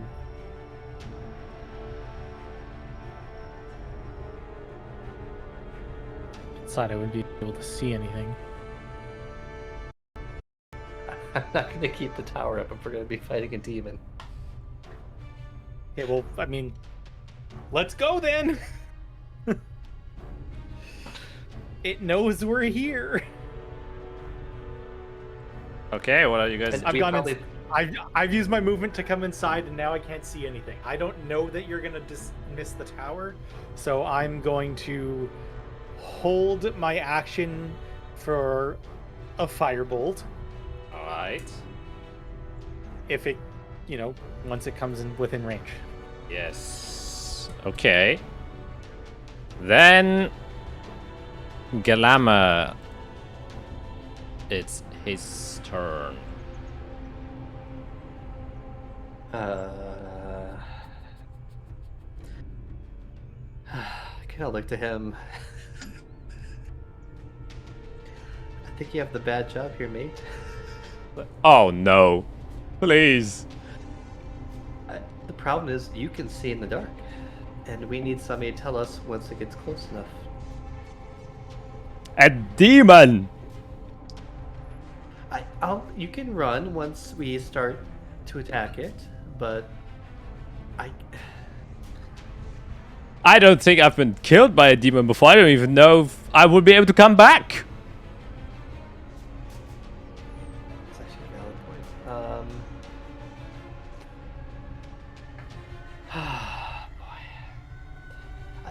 If I just go over there, and I'll just point east. Go like climb a tree and hide, and then just help me keep an eye open. Oh boy. So I'll send them over here. Oops, can't go that far. I had control. Go over there. I'll have him dash behind the tree. You can dash in between the trees Nice. and start climbing one of them. Alright. So go look up there,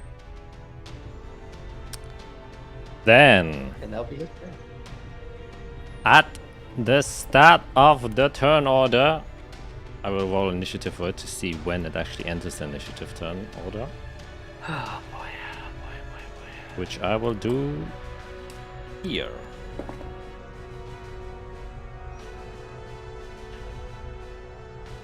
At least I have my daylight sphere out. That's nice. Wow. It starts the turn, alright. It's a fast, lanky boy. As you see now, the thing entering Fiera's. Wait, where are you, Eirik? Didn't you say you went inside of the house? I went inside the tower, yeah. Oh, okay, then I will just put you inside the tower, like this. I flew down Hello? the side of the tower into the front door. Yes, okay. Then you're inside now. As then I guess Fiera and Glamour, you both are the only ones who then get to witness what suddenly comes crawling out from the literal tree tops of the frost. The first things you see are these very long, elongated, slender, and very, very pointy insectoid legs that make their way around a curling body, and for a brief moment you see what seems to be a human face at the front of it that has a very twisted headpiece piercing out of it. But as you see the face of this humanoid that kind of comes through some of the brush and foliage, you see its maw is open, but it's missing a lower jaw as it extends into a wide gaping mouth that goes along its entire bottom side. Ugh. And you can just see multiple appendages coming out and tentacles that also spring out from the large maw as it's climbing its way through the foliage. And this is what it looks like as it makes its way towards you. I have to find it first. Here it is. Oh, Jesus. no. No Oh, way. no. As it comes No, creeping no, no, no, and no, no, no, slendering no, no, no, its no. way towards you. Obviously, No, the two. no, no, no, no, no, no, no, no, no, no. How do you imagine that, Jack? Just Hey. Oh, there's the human face on it. yeah. There's a face on You see the tongue? It is no. Inspired by Silverfish, people, and that's where we're gonna take our break. And when we come back, we'll see what these three are gonna do about this thing. See you guys Hate silverfish. in a sec. Bye. And we are back. It's also rolled a 17 on its thing, on its initiative. So let me just drag God damn it. drop him in here. So he is actually the first to go because his dex is higher than the other ones. However, it will only make it to this side of the map. Oh, it's there. down there. Yes. Oh. Well, rip glamour. But it only makes its way there and will not be able to do much else, I believe. Okay, we need a plan.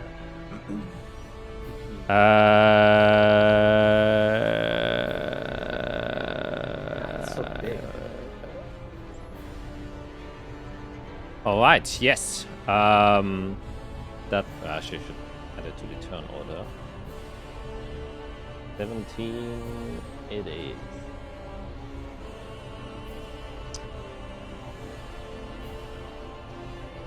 And yeah, it used all of its movement to get within range of you guys. The Frost Salamanders presumably have a natural attunement to natural enemies, are eating all the way out. They aren't sticking around for the party, obviously.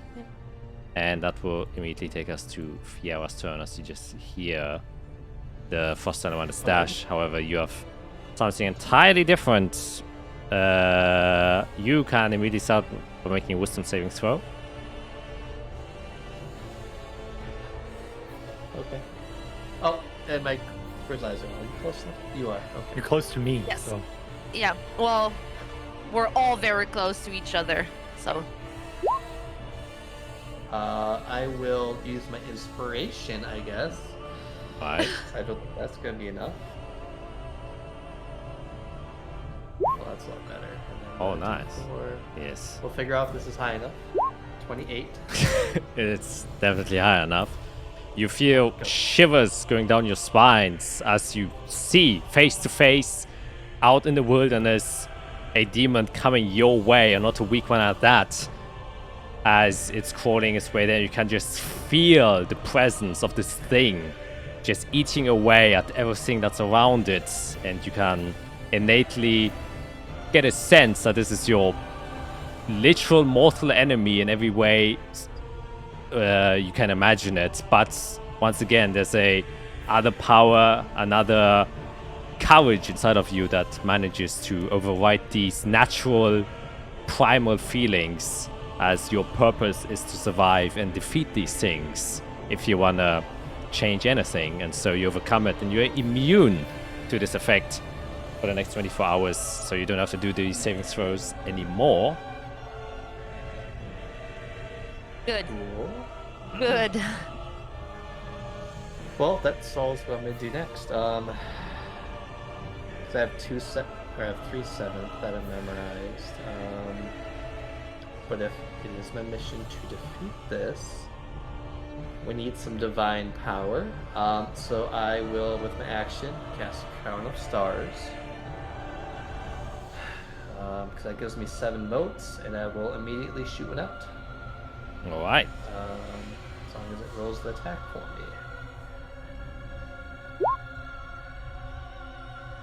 28 definitely hits. And a Yep. 20 damage. 23 as well. As a beam of radiant energy flies towards it and hits it. To intent. Wonderful. And then is it any economy to dismiss my tower? What does it say? I guess. I don't think it says on the spell. Oof, that's a good question then. Because usually I think for bigger spells it's like an action. I might just get destroyed. At the end of the spell's duration. Yeah, it doesn't say on it.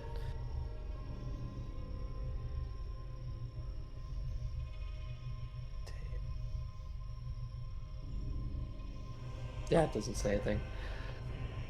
Well, there's my action, bonus action, so I'll start moving away as far as I can, 25 feet. You know what? Actually, I will look how it is with Magnificent Mansion.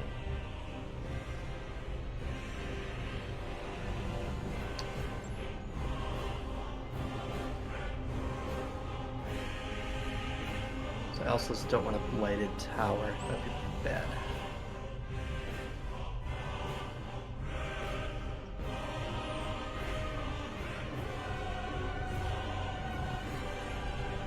It doesn't say. I have Yeah. my weapon is out, but I can't move it. Oh. That's strange. Wait. Yeah.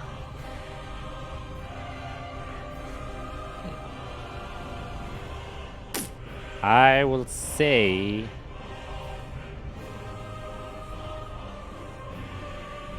You know what? Because most concentration spells you can dismiss Well, without. it's not concentration. Yeah, I know, but I'll allow it to just dismiss it, I guess. I think it is a conjure spell.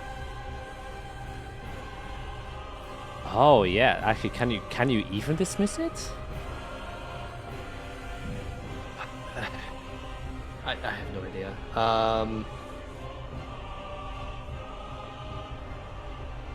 Okay, you can control it now. I mean, it's not an attack, so I have no idea. Thank you.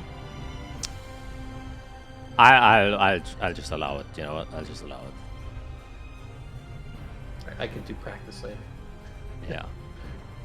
So I will Or get. ultimate spell. So you're gonna dismiss it? Yeah. Okay, then I shall do that.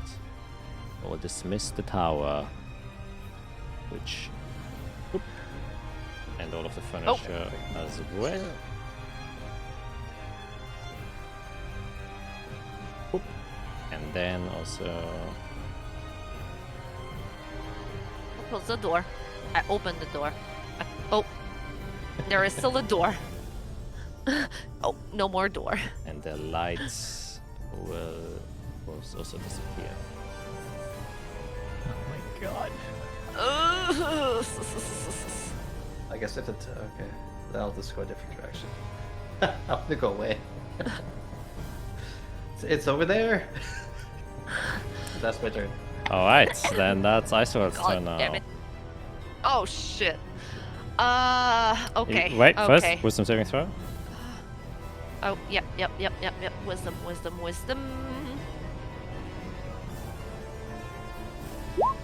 Plus my D4. You can save it because you can use that once around. You should have enough. Yeah, that's more than enough, obviously, as you feel the same feeling. Innate danger, primal instincts kick in, but you are empowered with a higher purpose, and that keeps you in the fight, and you're also immune to this effect. Okay. Oh, what the hell do I do? I have my thingamajig here. Okay. Do I want to do anything? Yes. No.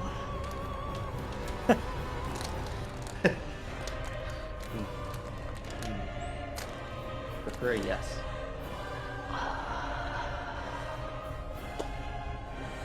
Yeah, I'm so sorry, Jack. I'm gonna dismiss my thing. You just gave me control on it, and I just dismiss it. I'm just gonna throw my hand up in the air and gather the clouds, and I'm going to skywrite help in the sky over us. Alright. So, Okay, I just have to double check real quick yes, how long the casting time is. Can you check that for me? it's one action. Okay, good, because I have a vague It is one memory action. that it takes Yes. longer. So one action casting time duration is concentration up to 1 hour. Alright, yes, then easy peasy. And then I look at Eirik. I say, let's do this. And I'll burn a first level spell slot to turn into a bear. So I burn a spell slot to reactivate a Wild shape. wild shape to turn into a bear. So Alright. Isa Bear is coming. Just give me one quick second. Isa Bear, where is Isa Bear? There she is. Boop. And I'm going to just place myself a little bit in front of Eirik, and I'm just gonna go tuck Isorel in the corner over there. Alright. There we go. Okay. And that will be my turn. Alright. Then it will take us to Eirik. So, just before I was measuring, does that do I now know that he's within range? Because I was holding my firebolt. True, yeah, you would. I You didn't would. want to interrupt. No, what no, that's Iceral was fine. doing, That's fine. so- That's fine. That's fine. We can do a shot at him. Jesus Christ. Wow. Yeah, that unfortunately misses. Yeah. As I guess you can also make your wisdom savings throw. Maybe that will explain why. Can I have somebody's wisdom, please? Yes, you can take mine. Okay. It's +10. Hold on, let me roll it for you. Yeah. Have them take hers. Oh my, Oh my god! What the fuck? Hold. Oh boy, where's my reactions? I'll use my last chronal shift. I only have one left. All right, let me roll. for that. Let me roll again. Quick is gone. That's crazy. That's fucking crazy. So many ones. Oh! Oh my god. What the fuck is going on, man? Holy shit. Roller coaster. I'm going to die. Eric's about to die. Okay, No, so Skit is going to die. Eirik, you immediately get overwhelmed with a sense of dread like no other. The only times you've ever felt anything this close is when you were literally dead and your consciousness was just being pulled away. It seems like an otherworldly ether is just eating away on your courage, or what tiny bits of courage you still have left inside of you. And as it's getting like drained out of you, you question literally everything. Why you're doing this, why you're here, and all the things you've done. However, you are emboldened by a flame that was given to you as the strength resurges inside of you that reminds you of what you're supposed to do.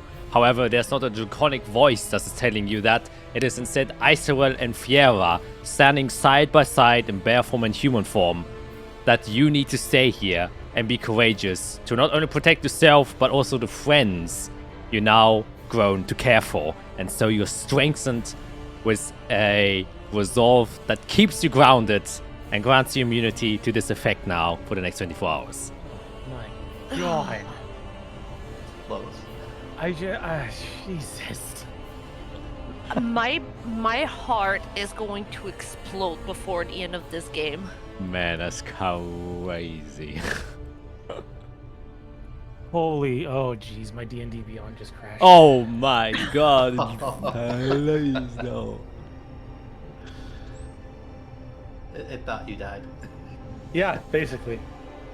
Okay. Okay, I'm back. Okay, one thing to clarify, who used their reaction to do the wisdom switch? Because it also has to be one individual. That was me. I used my reaction to send my wisdom to Eirik. Okay, then you keep your reaction, I will keep them. Yep. Yep. Okay. Whoa. Okay, heart rate. What do Yep. I do? Get it. It would just make sense that Isara would see like she knows what's coming for Eirik, and she would just pump it all into him. Yeah. Okay, we are going to first thing. Oh, should I do? I didn't do that. Hang on. Alright, while you do that, I swear roll a d12 for me. D12. Yeah. Okay. D12. 2. Alright. A2. Okay, I'm gonna cast haste on myself. So that's cast.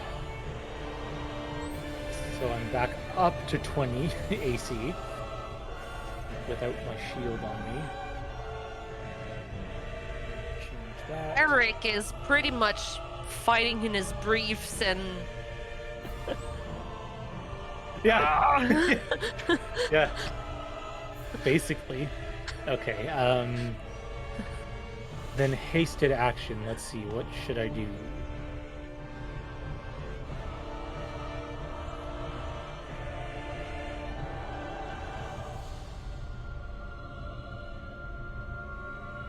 The attack, so I can't use the spell. Or can I? No. A cantrip, I think that's what we decided. Yeah, you can use a cantrip. Good firebolt, for example. Yeah. 19 will hit. Okay. So AC is not. I get to re-roll ones on my damage, so I'm just gonna roll a d8. Nope, a d10. God damn it. Okay. Oh, nice. So how much damage in total? I need to go find it again. That was 10. Damage was 10, 20, 26 plus 6, 32. 32 damage. Nice. 32 damage as it's pelted with fire. And it does singe parts of its exterior armor. You can see one of its legs becomes kind of loose as it's still crawling its way towards you guys. Anything I'll else? fly over here. Alright. Then cat / glamour. Oh. Let me look up 25 feet up. Yes. Alright. He has a +1. Okay. It's not 12. Yeah. He just curls up into a ball Oh no, I needed him. and is frightened. And while he's frightened, he's prone and he has 0 movement as he just shivers and Okay. curls up into a Like he's stuck in the tree. 25 foot. He's like a cat stuck in a tree. Okay, well I guess I'll just tell him to chill there for now and that's it. Just hear him shivering. I'll do a stealth check for him. Can I do that? Yes, you can do that. Okay, this will be one more added to this because of the iron stone.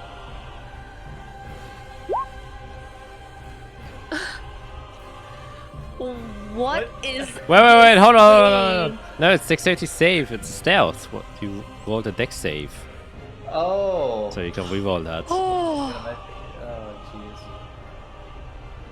jeez. It's Wow. okay. Okay. It's a 23. oh. Explain some more.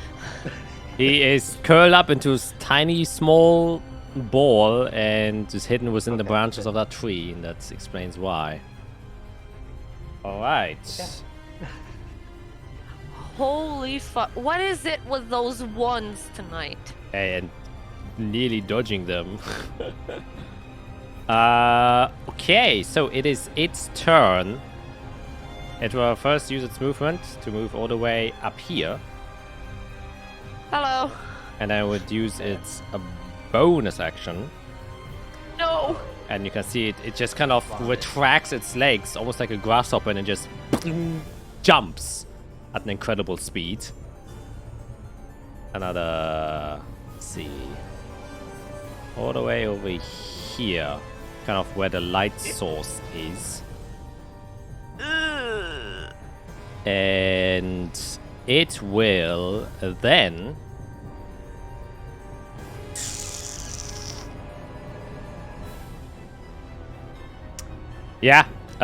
luckily you're just out of range, Eric. So all 4 attacks will go towards the big bear. Dodge. And we'll start off as it has these huge, you see that his limbs are long and can reach very far. As you can see, 3 sets of his legs just come piercing down like spears towards you. This is the very first one. Oh my god, you have to be kidding me. You have to be kidding me. Bro. Oh my god. Okay, well, that's the first attack. Let's not go too crazy, all right? So you take a total of 13 plus 20, so that's 33 piercing damage, and you get 2 blight points. Yep. That's the first attack. Could have been worse. Jack, come on. Now the second one. Yep. So 25. I'll just do the third one. A 17. Miss. Alright, so the third one misses. So you take another 14 piercing damage and another blight point. And for this last attack, you can see it kind of lunges its front body towards you, and it's more opens up and just kind of tries to bite you.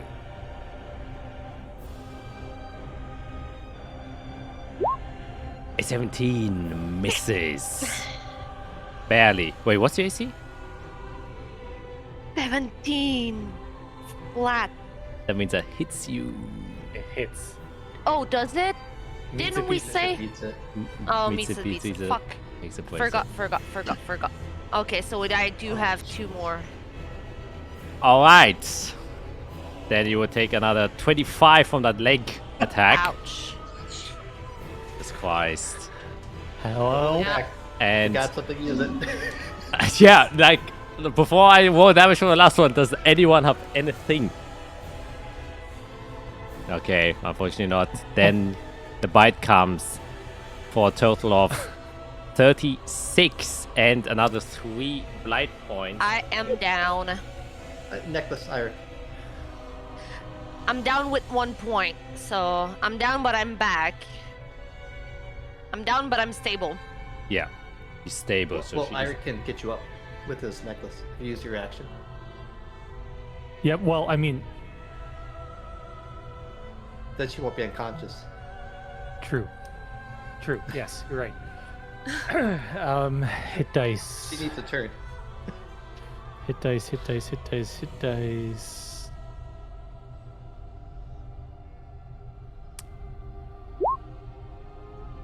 Wow, okay, that's good. That's good. So you get 12 as you drop down, but before you lose consciousness, you feel the energy, hear Eric's voice inside of you, a fire burns despite the cold weather, and you are brought back. And that's where you all realize the true danger in front of you. That ends its turn. Can't do anything else, use everything there. To take us to Fiera. Yeah. About to see if this thing is resistant to magic or not. I'm just got range 60 feet. Okay. I'm bringing Isorel back because I went down, so my bear form went down. Alright. Wait, no, I would not have gotten down because I have 27 hit points plus. So that would have mean. Hold on. Oh, your temp HP, did you forget? My temp HP. Wait. I need to make some. I had. Okay. So okay. Yeah. I would still be up. I would still be up as a bear. Okay. Okay. Sorry, I completely forgot to add my my temp HP. I always add them, but for some reason I did not this one turn. That's okay. I was wondering so what you... bear is still here. Bear is still here. Alright. So Eric Okay. keeps his use. Yes. Alright. That's Yes. important. Yes. Very Yes. important. You still have your hit die. Okay, sorry. I never forget them, but I'm stressed out, I guess. That's It's alright. It's fine. There. Okay, and this range is I super pointy. just remembered as I took my bear form away, I remembered, no, my bear form, it gives me HP. Well, seeing Israel getting, I don't know, pummeled by this thing. Well, pierce. I'll take my. Yeah. Stab. I'll take my staff. Scroll down to it. With 5 charges, I'm gonna cast Hold Monster on this. Ho, ho, ho, ho, ho, ho, ho, ho. That is a Wisdom saving throw. Okay. A wisdom saving throw coming right up. It's not very good at wisdom. Truly not. Oh! That's a 0! That's a natural 1. So it gets... It limbs tighten up as you produce the magic That's good. to keep it at bay. I guess if it works, it is paralyzed. It is indeed. Why can't I want to see the text? It's paralyzed for the duration. At the end of its turn, it repeats the save. Yeah. Okay, so yeah, I'll focus on the spell. Oh, I have a moat. I have 6 moats. I'll shoot one out with advantage then. Yes. 'cause it's And paralyzed. all attacks made within 5 feet of it are auto crits. Because it's Yes, paralyzed. I'm a wizard. Aim for its dumb face. Yeah. 24. If it's a paralyzed creature for 21 radiant damage. Nice. Action bonus, and I will stay in that position. I'm not moving. Alright. Actually, where's Izrael? Are you close enough? 5 feet. God, Iron. Just have to be within 30 feet of me. Okay. Okay. Enter. Okay. This thing. Now at the start of your turn, Isorel, you feel as you're being close to its presence, it's literally as being so close to it, it's sapping away at you. You take 1 necrotic damage. Ooh, owie. Jesus. Don't make jokes. I'm gonna move a little bit to be closer to that thing, and I'm going to start.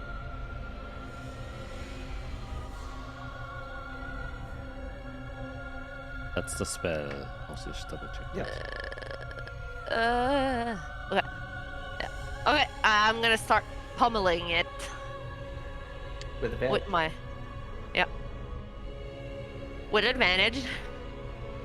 So, I'm sorry, I'm gonna have to roll twice because I can't roll with advantage on this. So, 1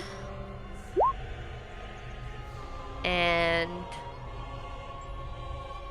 2. 18 will hit. And so that is Okay. a crit, so that's 12 plus 8, so 20. Yep. And then 1 and 2. There we go. Nice. Hey. So that's 11 plus the 2d6 damage? Yes. Okay, yes. so 12. So 12. Yeah. So 12 plus 11 is 23. 23. Yes. Nice. As Okay. So yeah. So that was my action. Oh, I have to roll 4 times for concentration on my skywrite. oh, true. Oh. Good Hold luck. on. Okay, so I have to do. So This is like 15 because you do like 30 damage at some point. yeah, so 15, then 10, 12, and 13. Okay, so 15 first. Yes, Advantage. I do. So 15. So that That's fail- good. Wait, that fails. Because you got a What? 6 is the first one, and 13 would be the second one.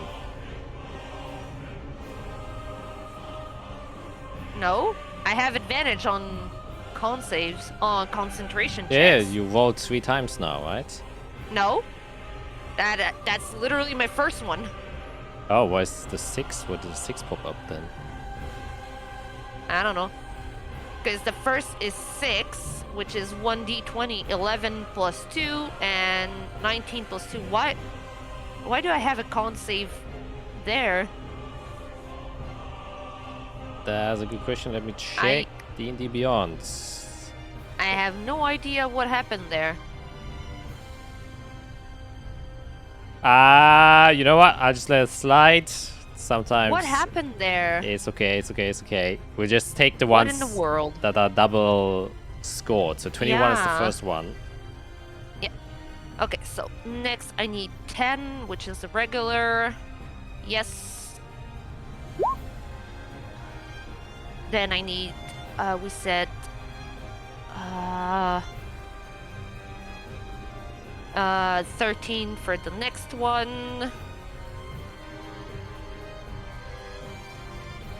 Good. And then for the last one, I need 13. Is that right? That doesn't sound right. You need for the last one, that's 36, need- so that's 18. You need the 18. 18, yes, sorry. My brain was not calculating there. Oh, that was a 19. Whew. Barely makes Okay. it. Barely make it. Okay, so my skyride is still there. Help is still written in the sky. Okay. Now, bonus action. Do I have anything I can do as a bonus action? Nope. That will be my turn. Alright. Can you heal as a bonus action? I don't have any potions. Is that a moon druid thing? Nope. I used a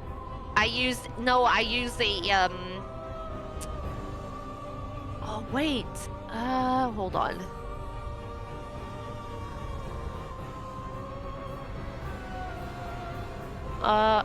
No, because it's cure wounds, because I'm in a bear form, so it limits what I can do. And it's cure wounds, which is an action, and I've used my action to attack. So, yeah, I can't. Alright. Then we come. Actually, you have to make one more constitution save because you took damage at the start of your turn because of its aura. Oh, yeah. Oh, yeah. The one, so I just need Yeah, just a 10. just a 10. There it is. Alright, Yep. and now we come to Irik's turn. 25 feet, you're far away, so you aren't influenced by the aura. Ay, ay. Okay. We're gonna fly 25 feet this way, and double speed that direction, and I'm gonna make that 25 feet higher. So I'm 50 feet up in the air now. Hmm.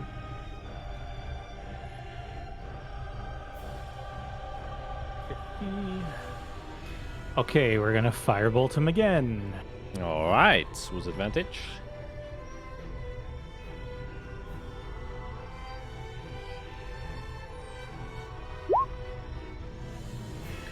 Yeah, that will definitely hit.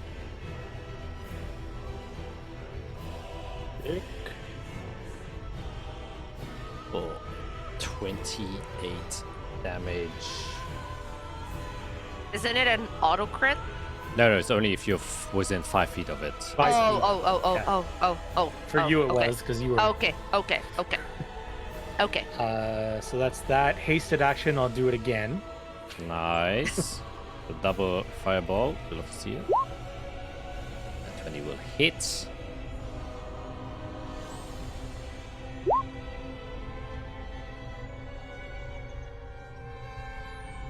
For another 21. Very nice. As you know. And then, I just want to... double check one thing. So with the hasted action, we can do the cantrip, obviously, for the attack. Yeah. With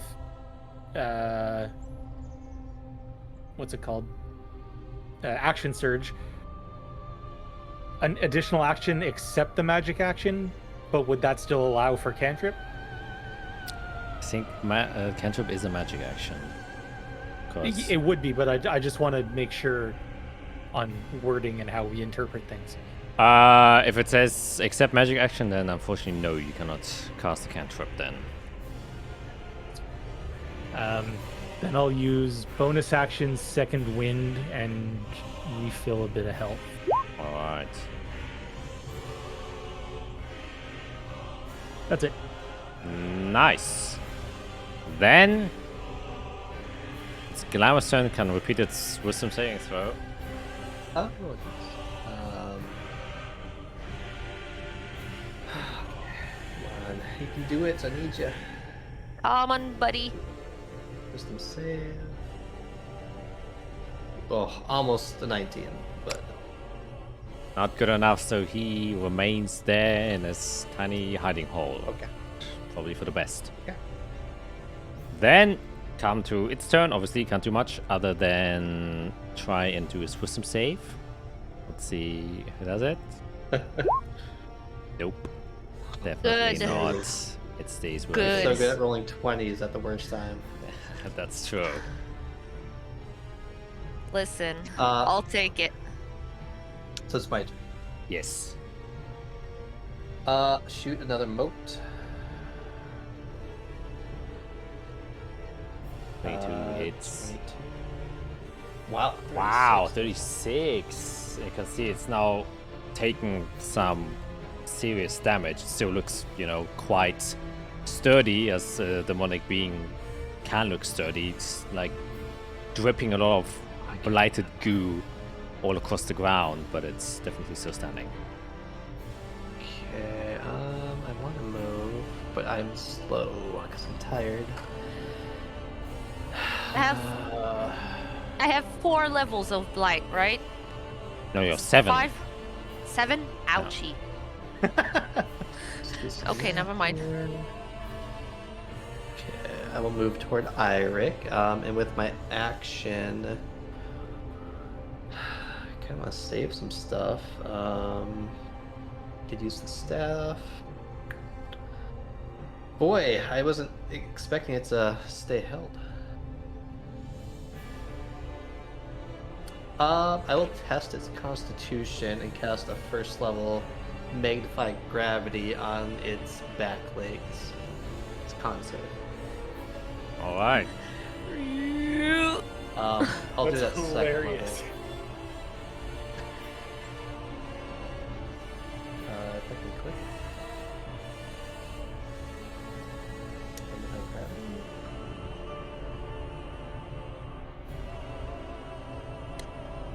My scroll wheel is kind of weird. I click and it like scrolls all the way down. Oh.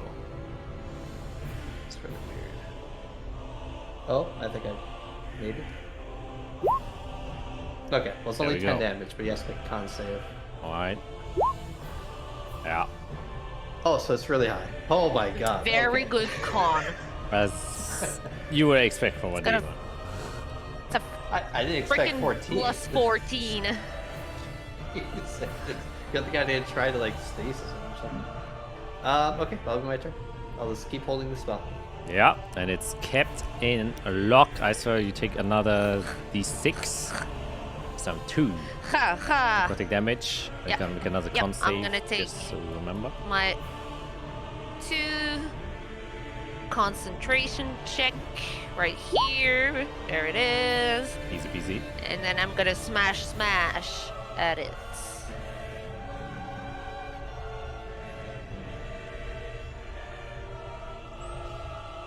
One, just give me 1 second.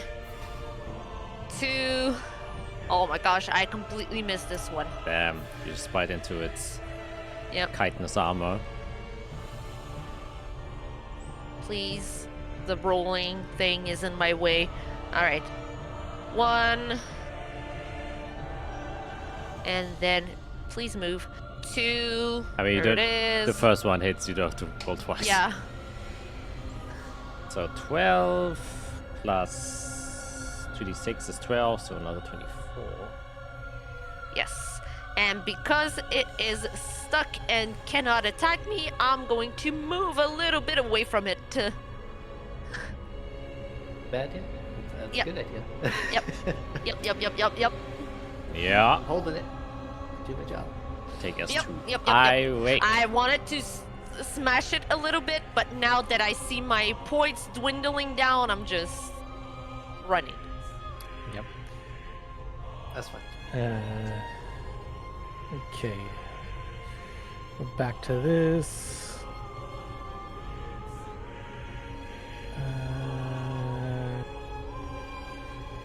Might as well just keep doing firebolts. It does automatically fail dex saves if you have anything for that. That's alright. The attack roll misses. Okay. Oh, you have hasted advantage. You action. have advantage. Yeah, Oh, it's shit. paralyzed. Sorry. 22 will hit. Oh.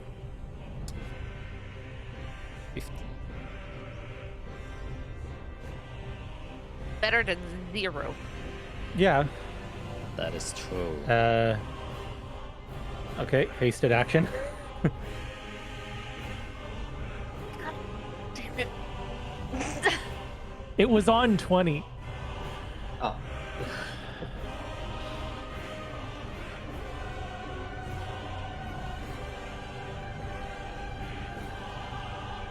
There. 23.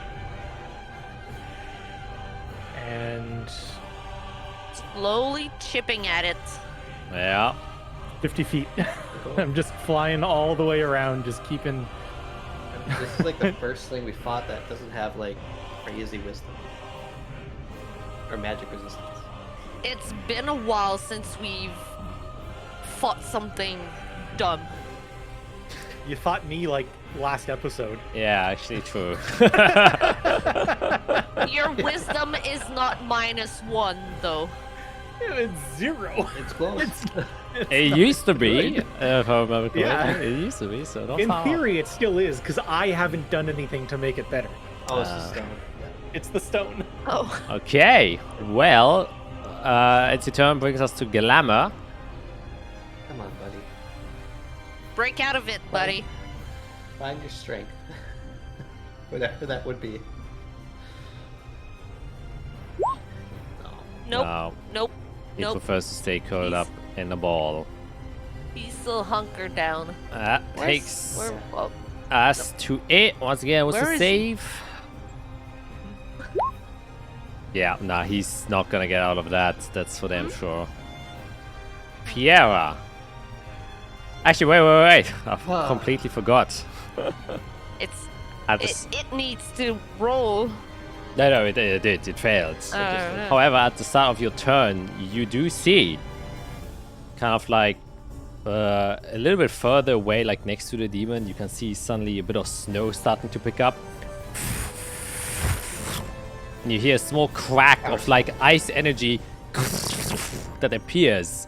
And you suddenly see 3 humanoid creatures appear and apparate within there.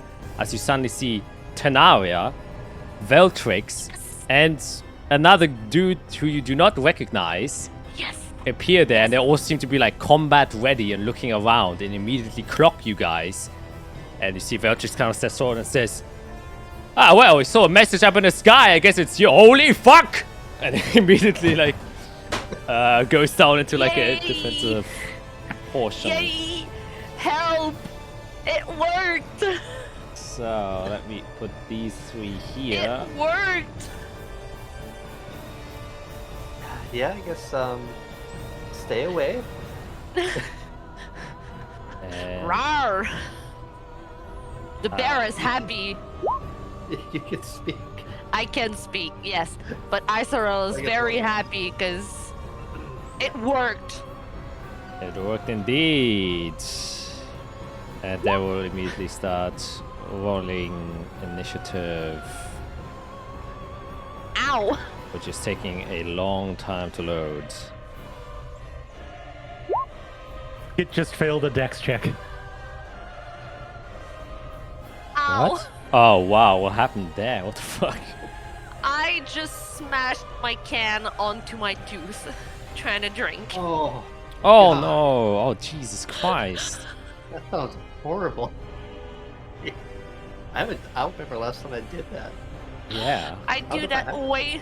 I do that more times than I want to talk about.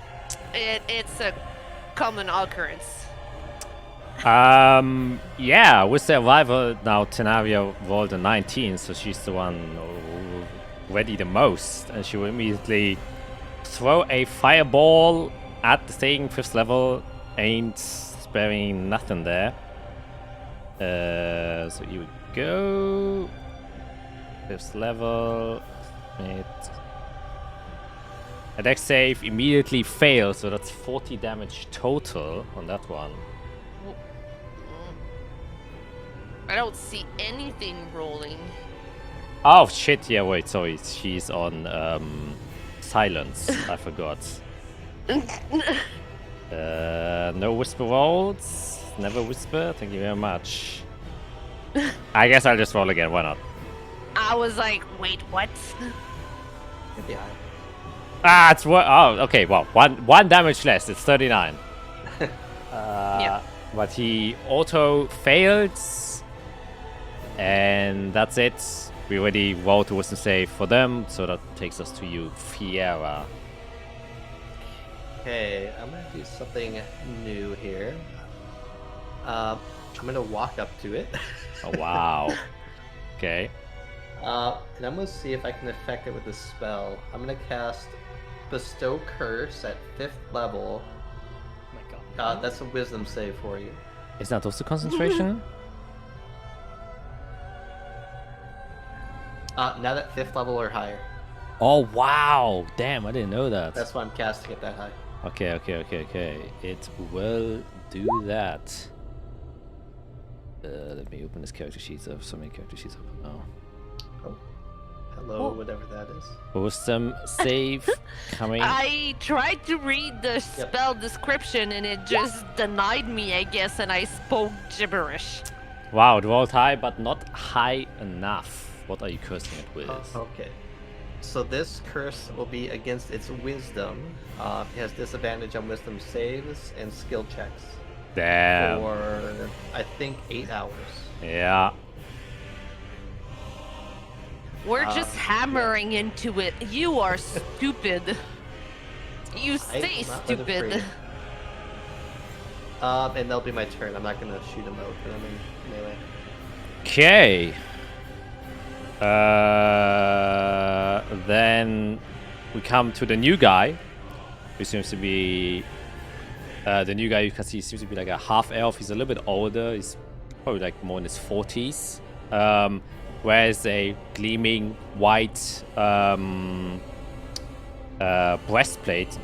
He kind of gives like low-key crusader vibes. He also has like a cape on and a hood, has a big shield in front of him, and has like a what seems to be like a holy book in his hand, which he puts away and takes out what seems to be a warhammer instead. And he kind of says, Melee bad. "It's like, oh, no need to worry. I wasn't planning on getting too close. I just need to channel a bit of my energy. Nice to meet you all in these somewhat strange circumstances." And then he starts to channel energy within his hammer, and will, yeah, why not cast Flame Strike on it, since it doesn't seem to be able to move. It's a 5th level spell. Has to make the dexterity saving throw, but auto fails. So please roll. Why are you not? Oh, I'm so happy I got the staff. It's so good. Yep. It's my new favorite toy. It solves all their That- problems. That staff saved my life. And saved Iron. Okay, Yep. let's. It doesn't want to roll, so it's just 8d6, right? 4d6 fire damage and 46 radiant damage. So that's in total just 8d6.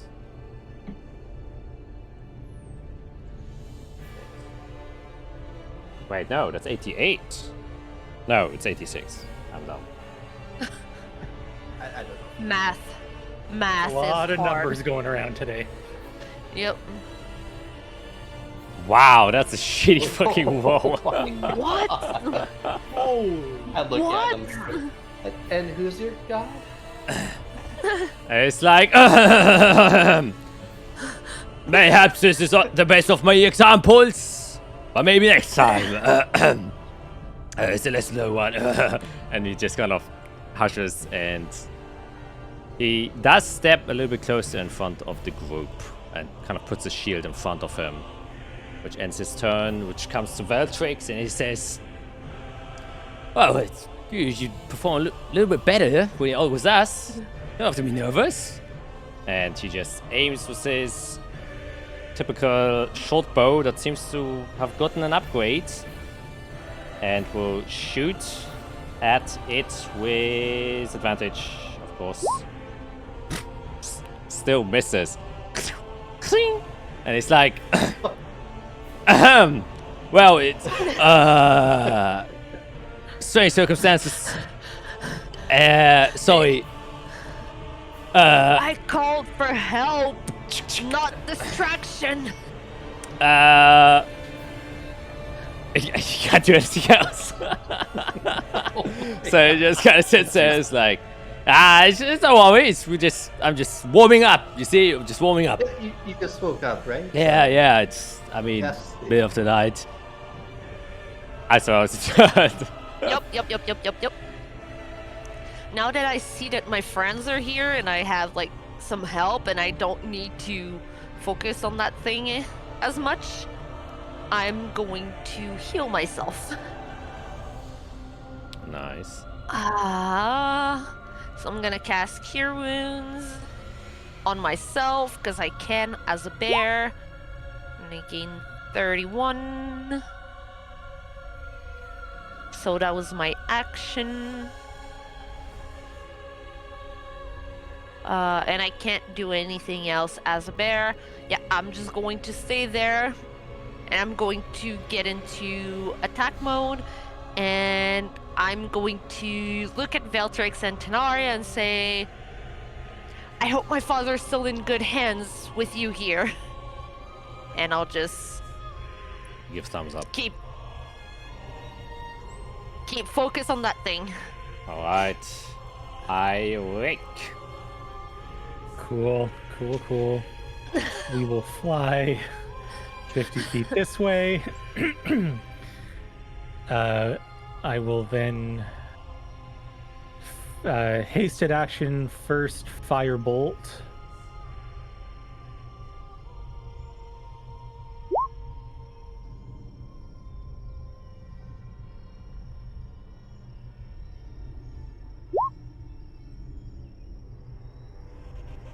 Nice. Good firebolt rolls this game. Yeah. Then I am going to. Oh, advantage case that. crit. Cool. Oh shit! I keep. Man, you really gotta put like a sticky note or something. I have sticky notes right down here. Yeah, that's how he doesn't forget. Did not crit. Did not crit. Well, it's still Okay. good. Keep track of everything. Yeah. Okay, I do that. Okay, and now we need a 20-foot fireball that doesn't hit Fiera. Yeah, that's easy enough to do. There's enough space. Disadvantage on his saves, right? No, it's auto fail. Oh, it's auto fail? It's Yeah. full damage. Yeah, it just roll There you damage. go. There you go. 37. Sierra's good. It basically straight down under me. Yeah.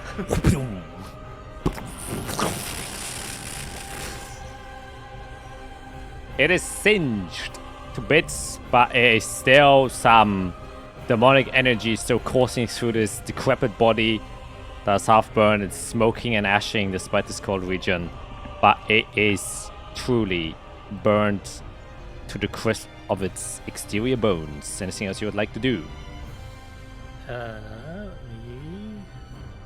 I'm just gonna do my second wind. Nice. Go. There it is.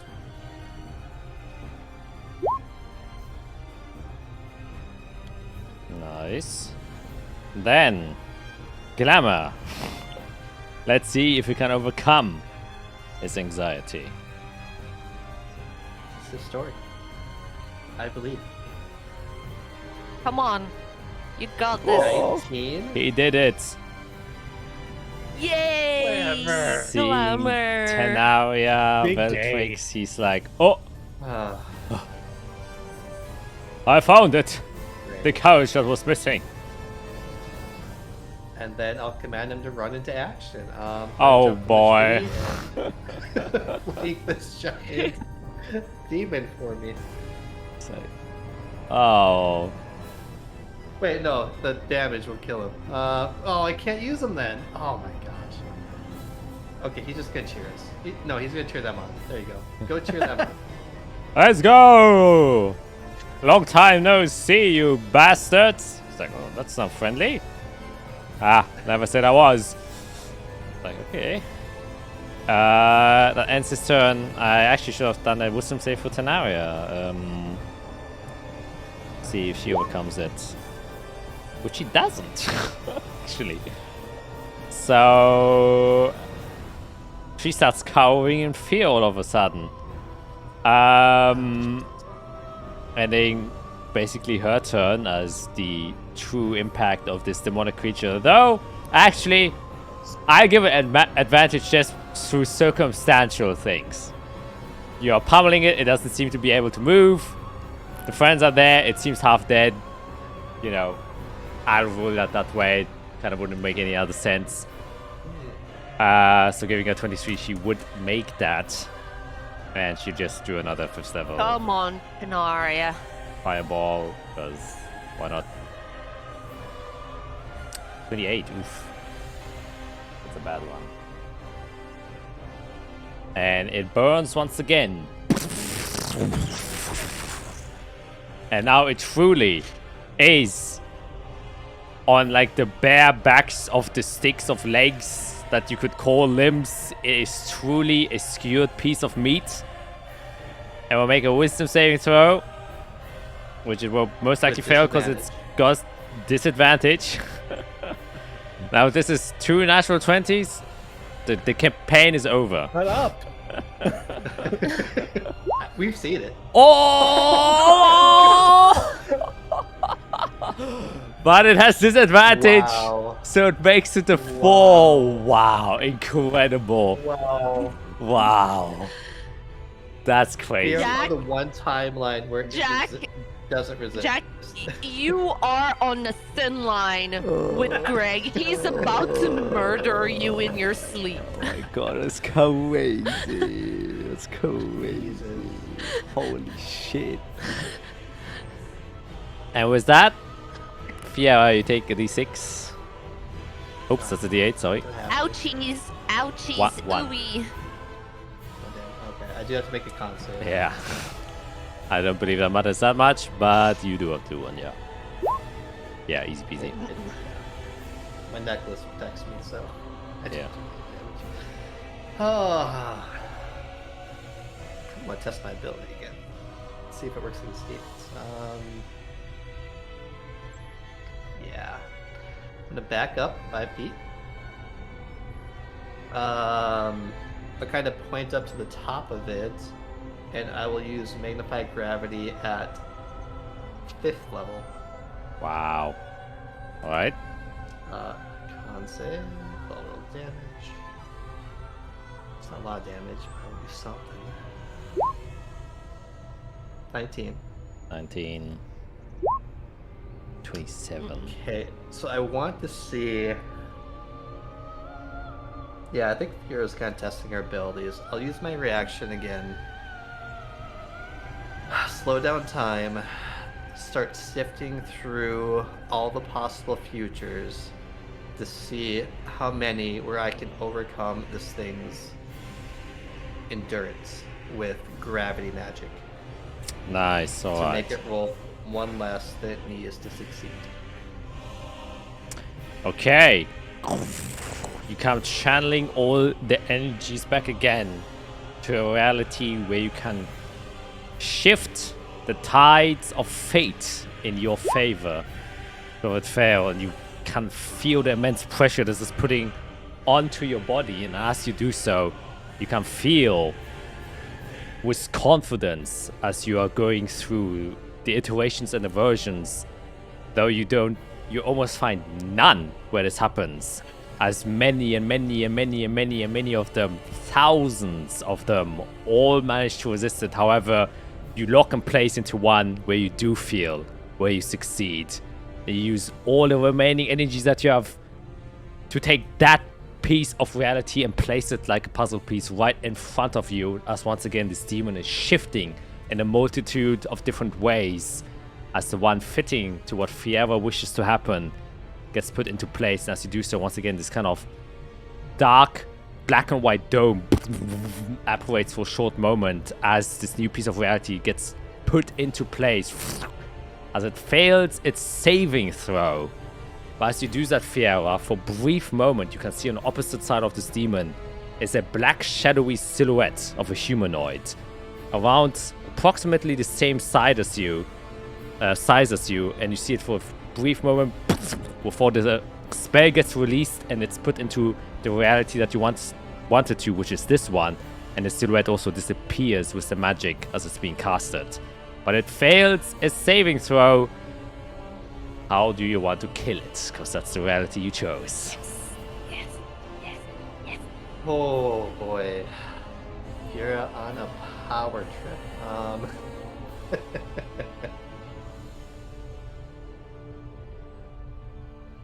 Yeah, I think that's pretty much what happens. Fira finally sees herself as getting to the point of shaping reality to her will.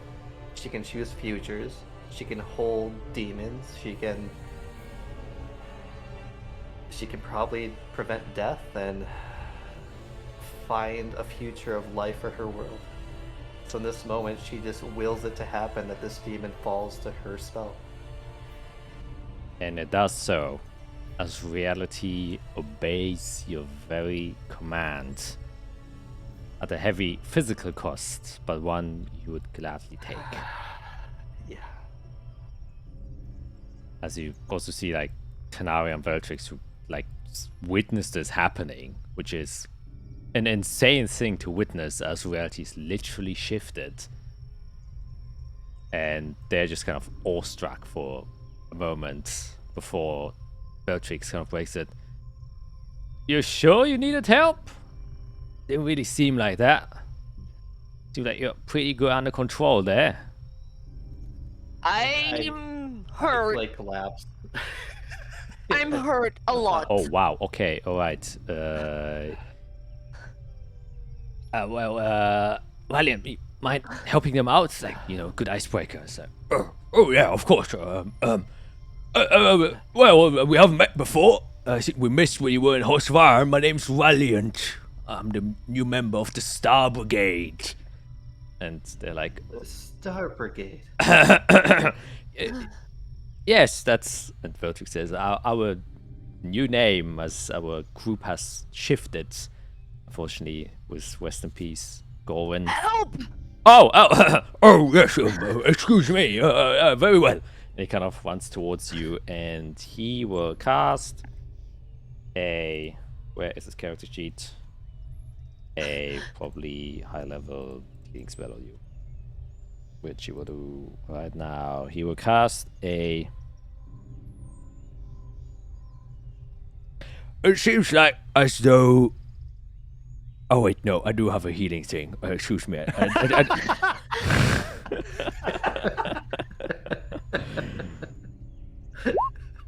You get, oh, it didn't even roll, 2d8 plus 3. So you get 13 HP, and you will do it a second time for another 9. It's like, excuse me. How many you said the second one? 9. 9. Okay. Sorry, how do you Okay. spell your name? Oh, I'm Your going accent's very thick. going to turn back into Isorel and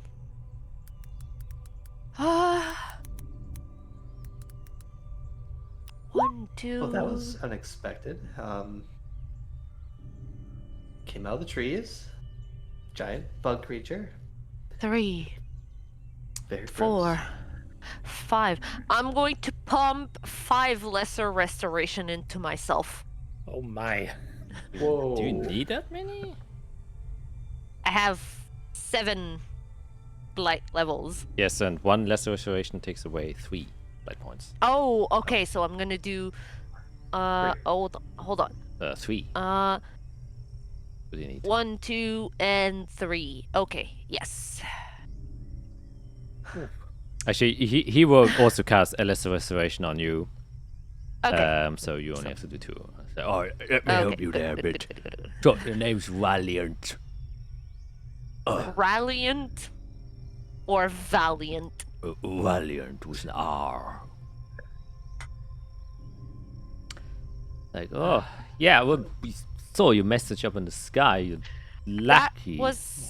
That was a very desperate plea right there. Well, I mean, didn't really look like you need a lot of help there. I mean, To be fair, it was put up while there were still 2 giant ice salamander things running around, yes. which might come back. Who knows? Yes. oh, Yes.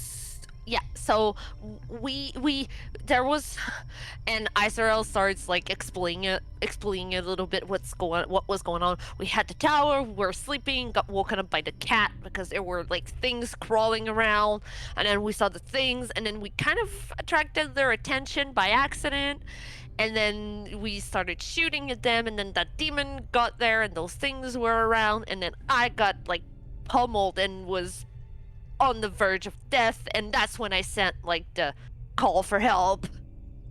oh. And then things started shifting a little bit, but yeah, there are still like ice salamanders like running around. And to be fair, we haven't really slept. Yeah, we Right. haven't slept also, so we're Well, yeah, tired. well, all right. I will just prepare a circle so we can get us to the academy quickly. So we are safety. So yes, you should- please. would mind. And Veltrix kind of steps out. It's like, oh, so you met a couple of frost salamanders? Yeah, they're kind of Yes. like these regions, but then endangered species. I hope you didn't kill them. Oh, no, no. we couldn't. Oh, all right. I trapped them in stone and they dug out. Yeah, they are quite the survivalist out here, and are dangerous if they feel threatened. Otherwise, usually in human contact, if you back away, they back away. Great, But cool. they They were on our building. they were probably drawn towards the warmth of your walls. They like to go to somewhat That warm makes places sense, to yeah. defrost the food they capture. Oh, so that was a frozen moose on the roof. Okay. Yeah, Cool. it was Nice. a I, meal. I didn't want them to eat that there. They're nice creatures. Oh, okay. If you ignore the fact that they can turn you into ice and then consume you, but other than that, they're... Yeah. That's what they were about to do when the demons started coming running. Oh, wait, do you damage them first, or did they damage you first? Because it's rare that they I- attack out of... I don't think either happened. Well, I tried to make it run away. I just wanted to kind of like scare it. I didn't try to hurt it. Oh, I just went at it, and I wanted him to run away. yeah. And Azrael ran outside and tripped and fell, and then Ooh. Yeah, okay. I tried to make it sound like there was something going on further. I was trying to drive them away, and then I just face planted into the snow. It's been a rough night. Wow, I here. Well, anyways, the next time we see them, just create some large fire, and then they usually will back away peacefully. Oh, See, a fireball would have worked. fire is kind of our thing. That would have been perfect. They're drawn towards warmth, but large exposures of heat they usually tend to avoid because their skin dries out really quickly, and so they're quite vulnerable to strong exposures to heat. Anyways, luckily we don't have to bring bad news back to the tower because they actually do keep track of all the frost elements here, since there have been a lot of poaching They're going on perfectly here. fine. That's good. They may have a couple scratches, but nothing more. But hopefully they will learn and not nest on weird On structures. a wizard's tower, yes. Well, they can't know. Well, they do understand certain amounts of speech if you can communicate certain Oh, language. I just That look could at have gone Azrael. so much better. Well, no, It's- don't. It is. It's It's our first time in Colis. We yeah. don't know the fauna, so Yeah, it's alright. Like now we learn. Please don't take. I'm just surprised that you wouldn't inform yourselves about the forest you're going into before you actually go We into it. literally never do that. Oh, alright. Yeah, we also, I mean, we weren't, I mean, exactly like the best citizens to be in town before, so Wait, did you win the tournament? Aren't you like heroes or something like that? yeah, well, yeah, yes, but you know, some Yes. people have different opinions on certain things. It just, you know, there's a lot of people there. We're very new to the area, and they kind of just didn't really appreciate our presence in the area. Also may have uncovered some corruption and devil doings and other things in that town. So Yeah. yeah, Alright, well then we got a lot to talk about then, because we found out Tomorrow, though, right? Yes, of course. please. I mean, we also got woken up just now to come and see you. You're lucky that the skies of Crosses Forest are well observed. That's, you know, the Starfrost Academy has the observatory. It's the entire point. So that actually I have to pretty be good. 100% honest. I was not expecting anyone to see this. I'm glad you did. Very, very glad you did. But I was not expecting that I mean, at all. 99% of places here, no one will have seen it. This is the one place where the sky is literally tracked. So good on you for having got that chance.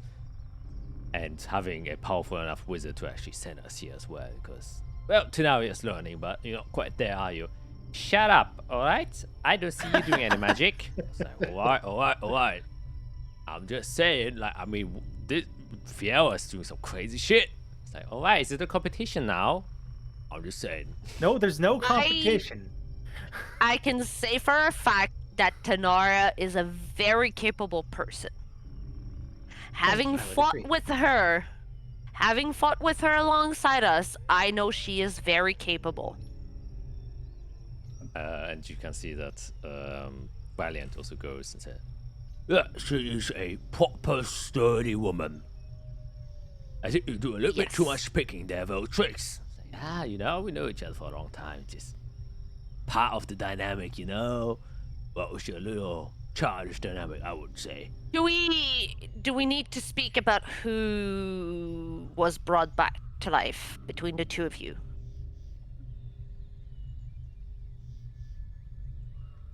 No, Good. no. Good. No. Good. Oh, that's... I'm glad we agree on all fronts. Wow, opening on Yikes. wounds. Too early. I'm sorry. Good. And Good. they just kind of patiently wait till now. Yeah, she first transmuted the snow around her into stone, so it's actually a place where she can put a Okay. magic circle. Otherwise, you wouldn't be able to.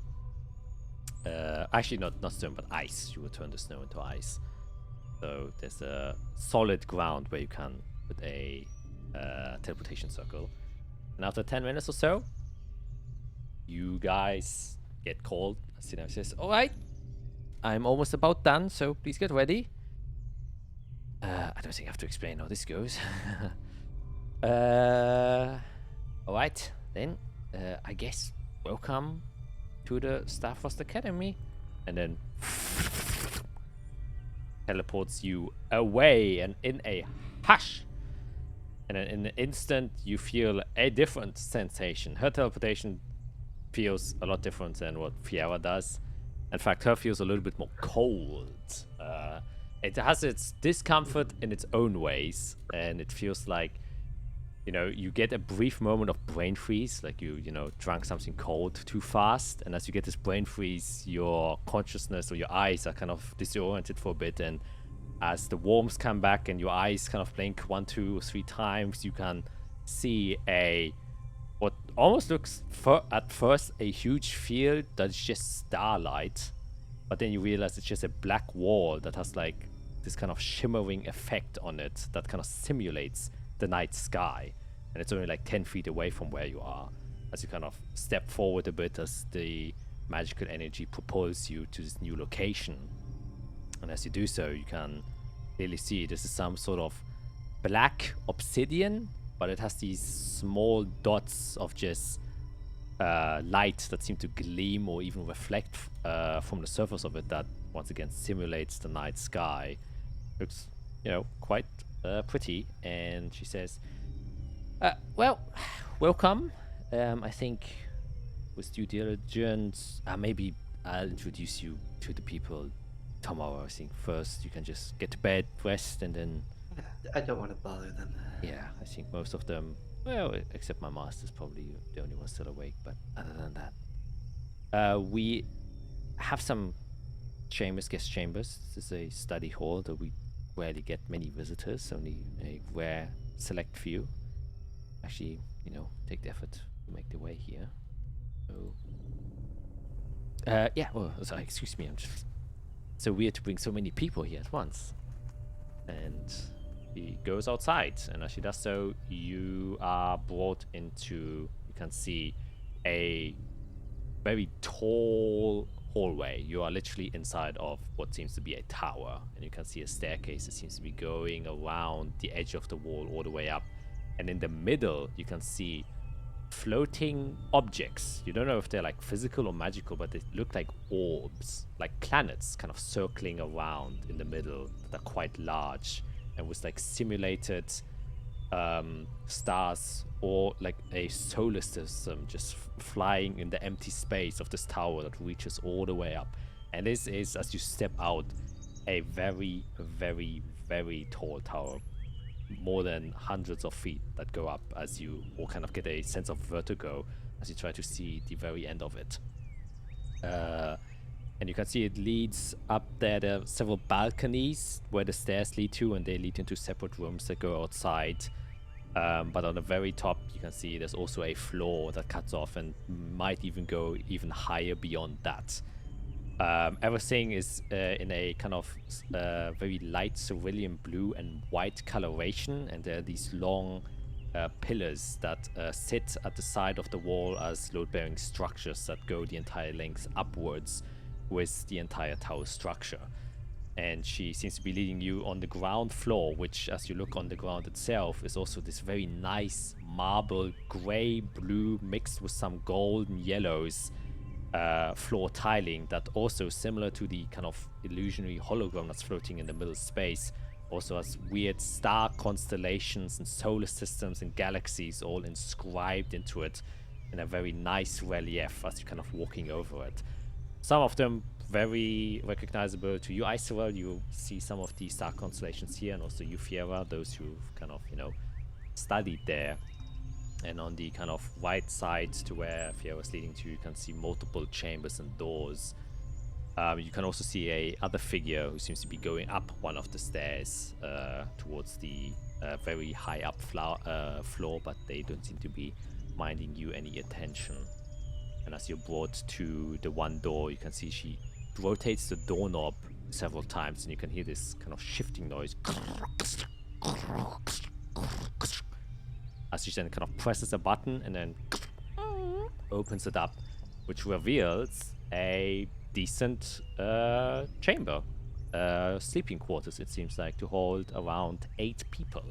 With very nice furnished beds next to each other. There is a separation wall beneath each bed to give some sort of privacy. Each one comes with their own chest, and a small stool and a mirror, so you can do your morning business there. And she kind of just says, well, so each of these quarters is a magical space, and I just put you inside of the green one. Like, if you look at the doorknob, there's a little color wheel in front of it, and if you turn it, it changes the color, and that just changes the room you enter. And to select which room you want to go into, you just press this button, which selects it, and then you can turn the doorknob again, and that will open the door. That's some Howl's Moving Castle type of shit right there. It is indeed. So yeah, this one's currently private. Some other visitors have taken up some of the other chambers, but one is free and no one else is inside of here. And feel free to make yourselves comfortable and well, stay as long as, I guess, the master deems.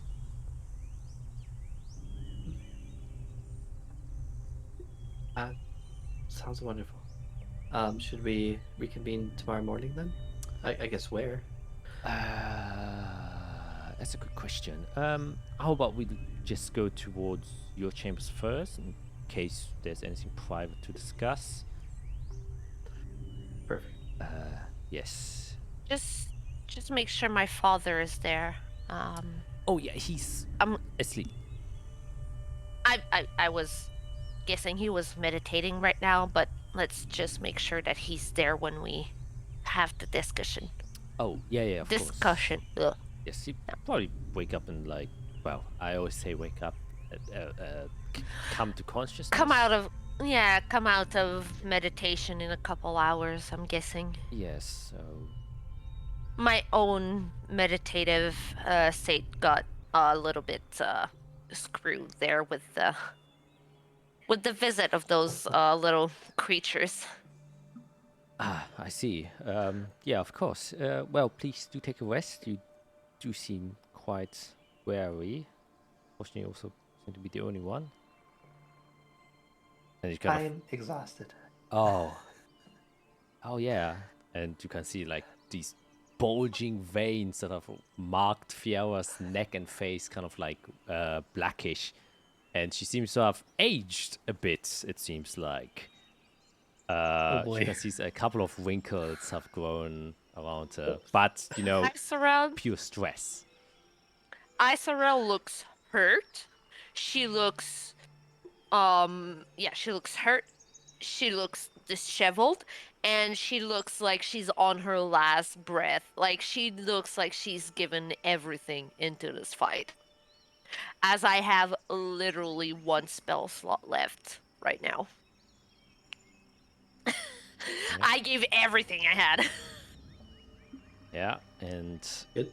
with that, Yep. you lay yourselves down on these comfortable beds. Anything else you would like to do? Do I?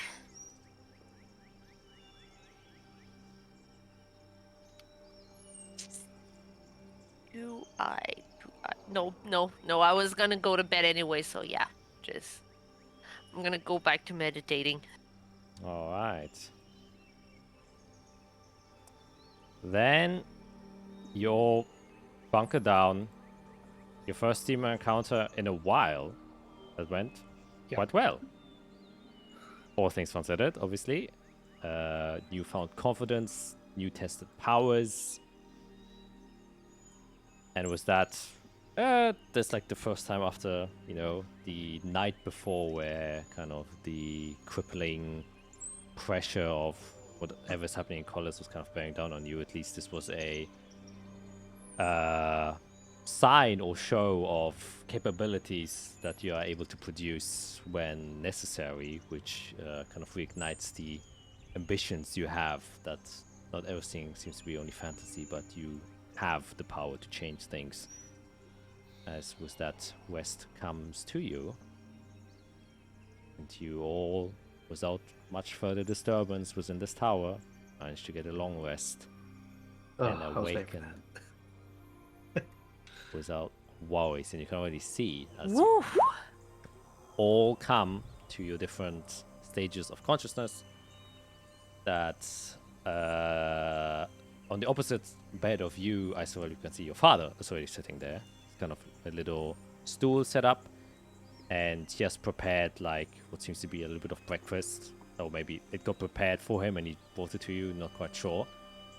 And this reminds you, kind of takes you back to when you were like sick, when you were a child, and your father would always, you know, sit close by to watch over you when your mom was ill as well and couldn't take care of you. And he seems to be doing that again, which brings nice feelings, evokes nice memories again of more peaceful times. As he says, Ah, Israel, you're finally awoken.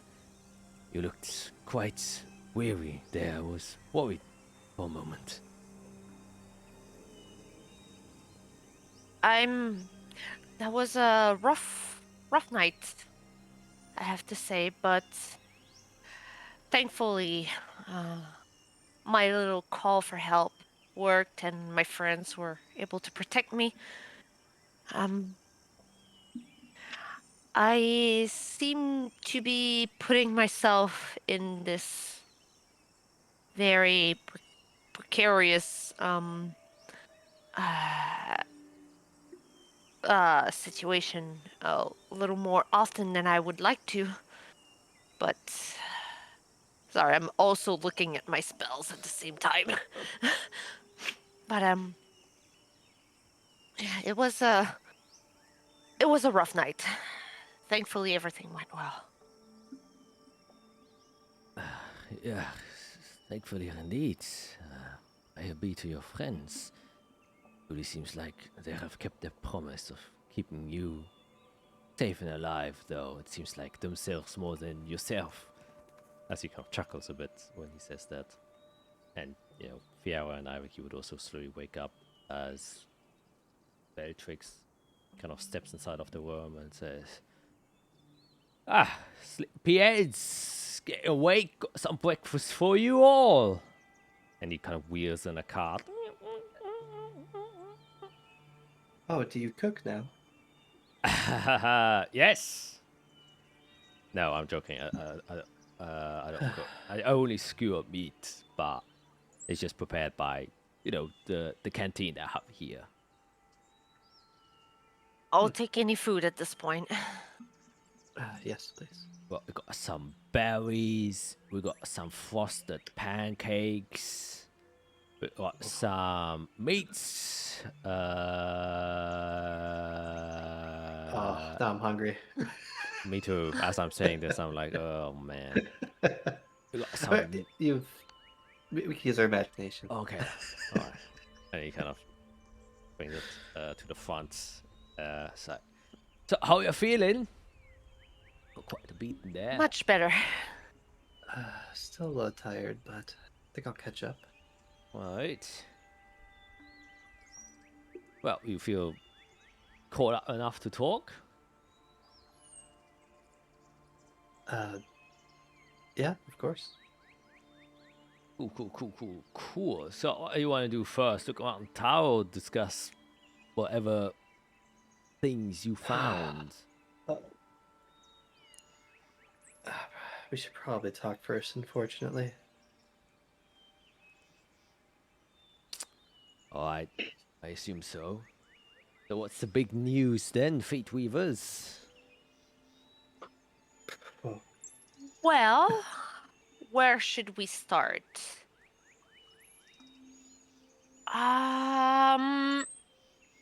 We discovered that Dolwyn was a devil that came from hell to gather souls for the forge fire people Doctrine. All right, yeah. to gather some netherite crystals things, basically trapping Yep. people's souls into crystals that would then power the constructs that the Colas military has been building to build up the army. And basically, Dolwyn's basement was an absolute torture chamber filled with people that had their tongues cut, and a teleportation circle that got destroyed when we tried to bring people because someone tried to intervene in the meantime, and we fought Dolwyn and sent him back to hell for now, but he's working with Tiamat, which is bad. So yeah. Well, we're not Right. sure, but he would be happy if Tiamat was back. Yeah. Yeah. The only topper would be that the Forge Fire founder, Sarash Firebeard, is part of this. Yes. But probably not the entire faction. She's not the founder. Yes. She's not the founder. She was only the high She's priest. the high The priest. temple. Yes, she's the high priest. Not the founder. Yes. Okay. Yeah, so the high priestess is in on it. She has been ordering prayers, literal people that pray from Dolwyn, where basically at this stage we're suspecting that he would send like tortured people or crystals to her To to Orphan. yeah, to or from. Anyways, we discovered some letters and incriminating things. We did warn the Mordon family, but we can't come forward with anything yet until we have some solid proof. All right. So that's what we did in the last 24 hours. That sounds exciting. Well, I guess we got then the, I would say, back end of whatever you found, because it seems to line up with what we found. We made our way to Orphan, and we can indeed confirm, after some incredible subterfuge from my part, he taps himself on the shoulder.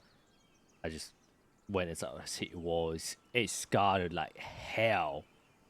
I mean, I've been inside of some cities before, but Orphan, that's entire military encampment, if I've ever seen one. Constructs walking everywhere. And my is a small village, so, you know.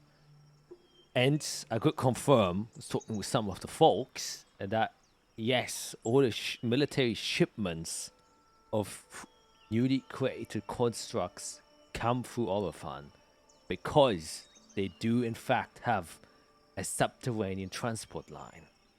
Now, I didn't find where it was. I'm assuming it's a bit outside of the village itself, but their main shipments get out in Orphan and sent somewhere else, because, you know, they got big ports there. And my best guess was, yeah, couldn't confirm, but, you know, it would just make sense that they have some sort of subterranean line that would connect with the Corwich mines, because that's where they create the constructs, and they're being delivered straight to Orphan. And I don't see them bringing down hundreds of constructs down the mountain range without anyone noticing, so. But that's not the most exciting part, because we also saw that the Forge Fire Doctrine was extremely heavily involved with transporting special classified goods, which intrigued me.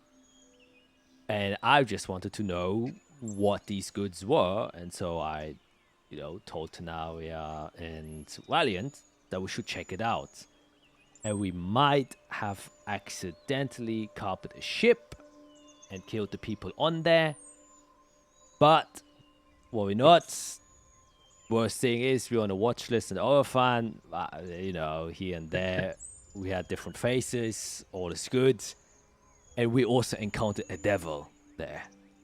The Forgefire cleric that we encountered was in fact a devil. Yep. And I believe the crystals you're talking about, which they were transporting, and he picks out one of his pockets, and you can see one crystal very much identical to the ones you have. And these weird boxes. Right. And they had, Mm-hmm. let's just say, quite a few of them that were being delivered to Orphan. Puts it back. Yep. So, That looks exactly like what we saw. at least that answers our questions from where the hell he's coming from. It seems like from Yeah, now- there's devil contacts that are making them. Yep.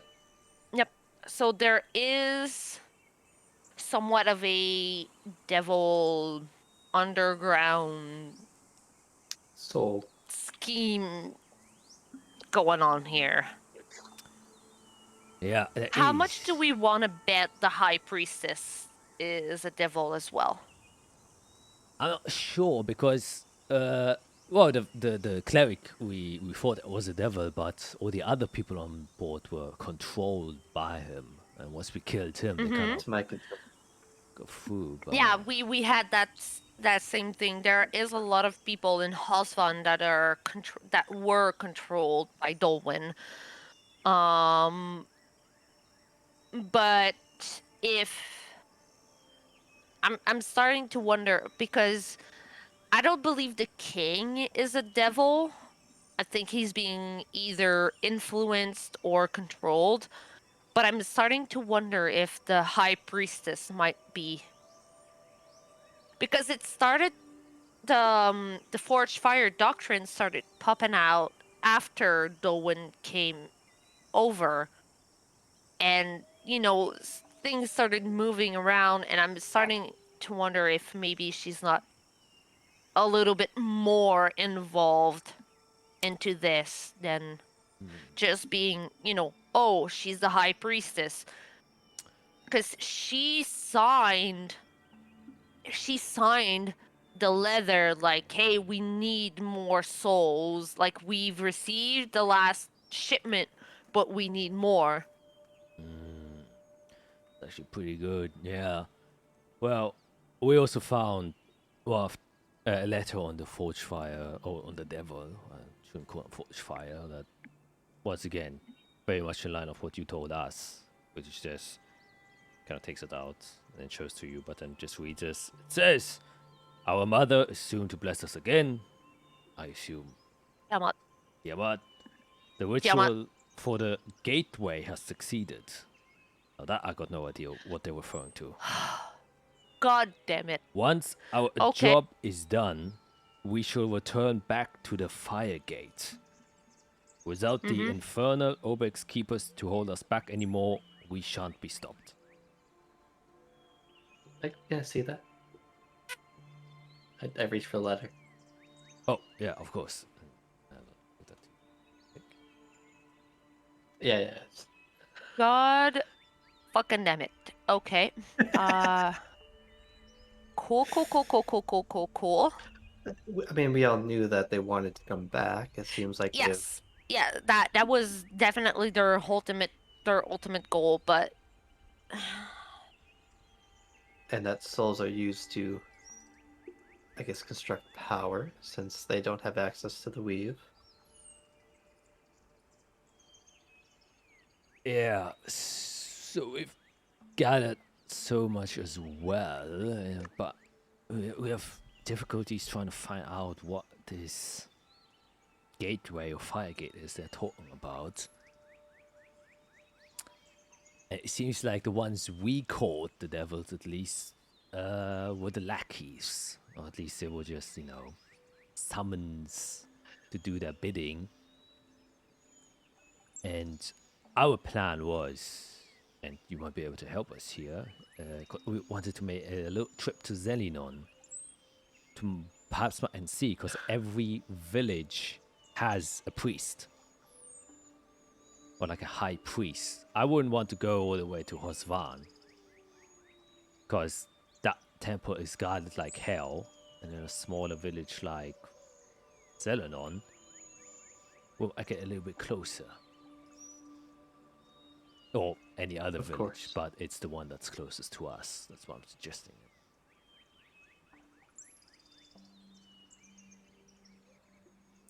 No, I was that was we were gonna head there anyway eventually. Mm-hmm. Yeah, yeah. Seems like we put our feet into something we're not gonna be able to escape again. I mean, we got into hell and came out. True. I have work to do. What do you want? There are things I need to do. I guess when were you thinking of heading there? I mean, I don't think we're in any big timeline. This is an operation that's been taking place for who know how long. I don't think days matter Okay. in this case. Then how about we spend? Well, you say that. I want to stop them before they come through with an army of devils and take control of all the constructs in Colis to make their own nation. That'd be nice. Also, Yeah. also, I just want to remind you guys and girls, Fiera, Eric, and I are expected in Voss or so, to a discussion with the new things down in Azathia and all that. So we also have that to attend. Wow. Okay. I mean, I can teleport us there and back. That's Yeah. just we should be there. We need to be there. We need to be there. We've already made it clear what our intentions were with Azathia and all that, so we have to be at the discussion. We can't skip it. I mean, like I said, all things considered, we weren't planning to do this with you anyways. We can presumably do it by ourselves as well. I no, I need to go there, even if it's for a short while. That's No. the thing, I right? would love not to, but I have responsibilities. Right? Well, We have responsibilities. This is aligning directly with what we said we were going to fight and work against and all that. It's god damn it.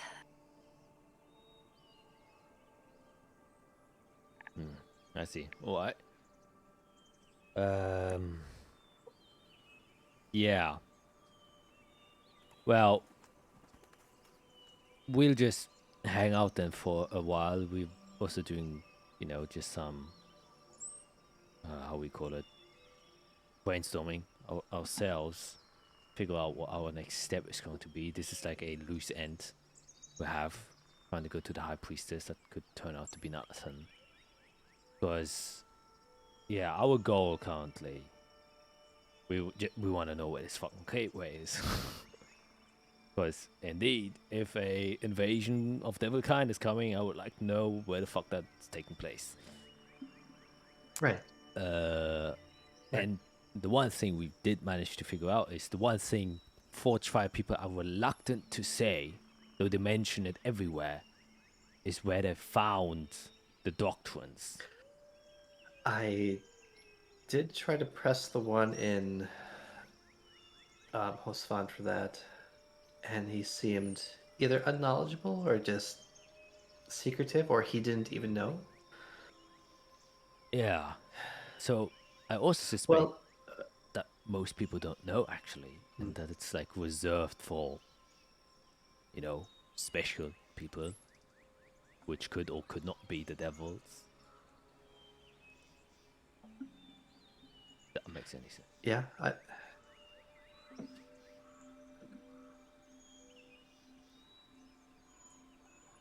mean, I guess I have one idea. So they use flame, right? That's kind of their whole thing. Yeah. I kind of look toward Eirik. The Obex Firekeepers had flames that were extremely effective against devils. Mm-hmm. Wait, so you know of these And even keepers? just finding a they're like well, they were like hell's, I don't know, muscle to keep devils in line, but then they fell. Bodyguards, basically. You know, keep them here. Truly, we don't know that much about them. Oh. But we found even just a tooth, and its flame really gave Eirik a boost. So if they found more than that, then I could see where their flame comes from. If they maybe found something of the Obex Firekeepers. Right. Well, I say that it's without them. So do you think they destroyed whatever they found, or Harvested? what? I guess I'm not sure. Well, they for sure didn't like them. I think that's as much as clear. Right. Yeah. I don't know. We have research to do, I guess. Well, you are within the halls of study of the Starlight Academy, so knock yourselves out. If you need any help, you can ask Tanaria. Not me, though. I'm not that smart.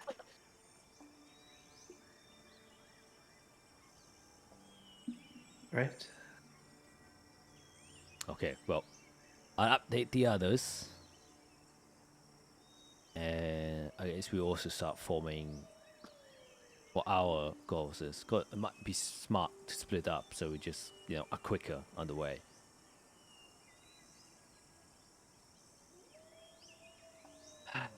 Yes, I think we will. Within a day or two, we'll probably head to Zaladon and look into the High Priest there and anything else going on. Alright. I just need another day to rest and look into some things. Should we then, I guess, split off? Should we go to a different village? What do you say? Oh, coolest. They bring out the map. I'll take you onto the map. We get information on any other cities that I'm forgetting here. Not really.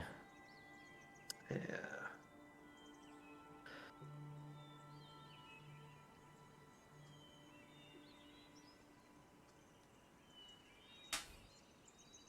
The only have bit any of idea where significant Oh,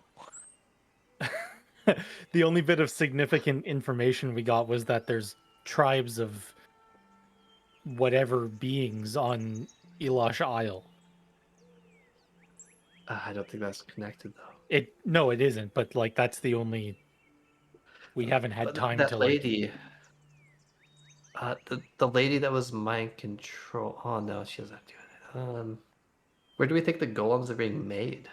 From the Core Reach mines? And then shipped to Orifon to get the power source. It's not a very far distance, so that makes sense. I mean, it's far, but That might not be connected.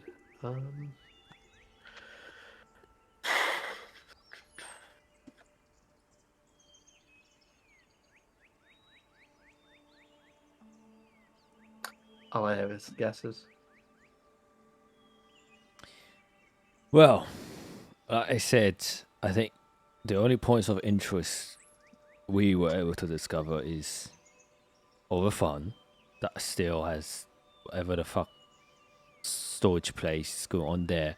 The subterranean Right. transport line, which, as I said, I believe connects to the core rich mines. That would just make the most sense. And, yeah, the, what's it called? Ironheart Forge? I believe it's located. Yeah. It's located in the Corwich mines, and that is where the constructs are made, as far as I'm concerned. That might be a good place to look into. See if they know what's going on. The problem is, Cottage Way is a difficult place to get inside of. Apart from it being a literal mine that goes through an entire mountain, it is where, everything is being built, so the security there is quite Security would be nice. tight. Yes.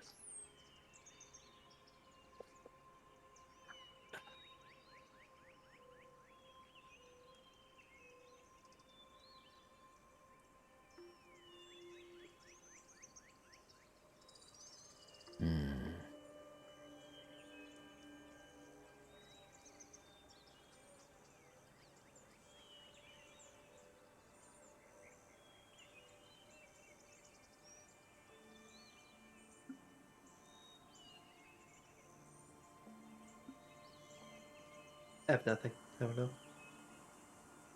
Well, this you just go to Zelinon, see what you can find there. I think we'll make our way to. I'll have to go to Newark because it's closer, but I don't think we can actually get there. Well, with a little bit of praying, we might. Got ask the old master of Tanawi again if he can transport that. He seems a little bit reluctant after we asked him so many times now. Yeah, and then we could meet up again here. See what we collect, and then maybe we have a better idea what's going on. Or you can go ahead and meet with your peace meeting or whatever that's going on there. Technically, I could bring you there and then come back if I am granted access to the circle here. No, I'm sure they will. I'm sure they will. If not, I'll just sneak you inside, and you just have to look at it, right? Write it down, stuff like that. Yeah. Well, I have to study it, but Yeah, it's fine. It's fine.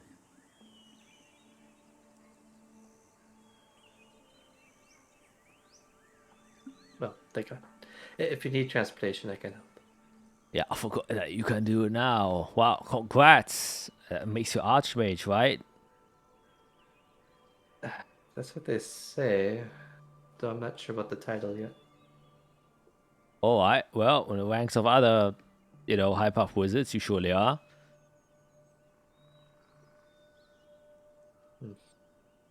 Maybe.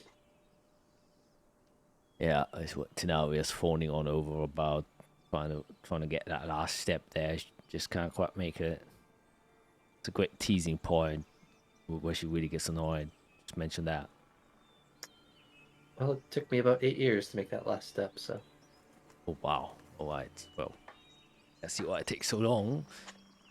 Well, anyways, I'm starving myself. I forgot to eat, so I go and talk with the others. And if there are any updates, you can do your head thingy thing. And Talking thing in the brain. yeah, exactly. And in case we find anything to now, we can do her. Yeah. Just to mess with his head, I'll just cast a message in his brain and be like, talking in your brain like you don't like it. Yeah, just like that. All right, it never gets old. Anyways, see you on the other side, I guess. And he just turns around and exits the door.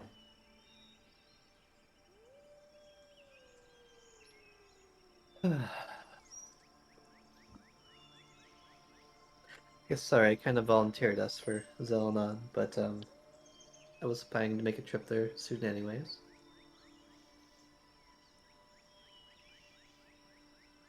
But yeah, if you're both okay, just chilling for a day.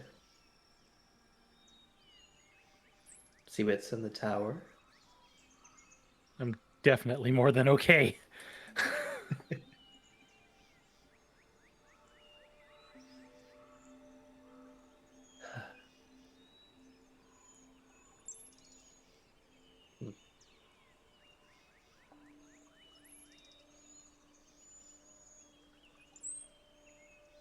You know, if you wanted to, we could go back. It might be easier to find the gateway on the other side. Look into the Obex Firekeepers. What happened?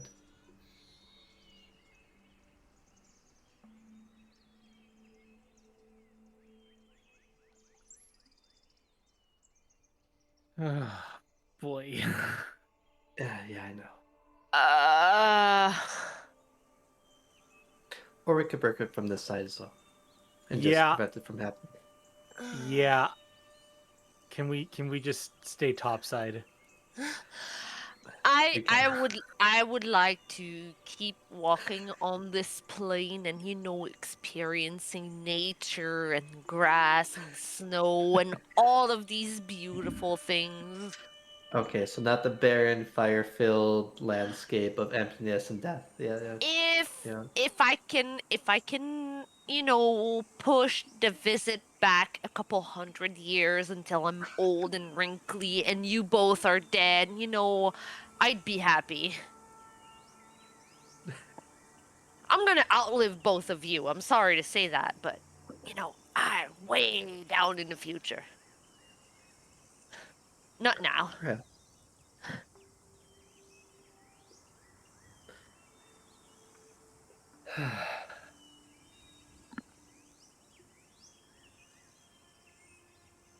Never could ask for a tour.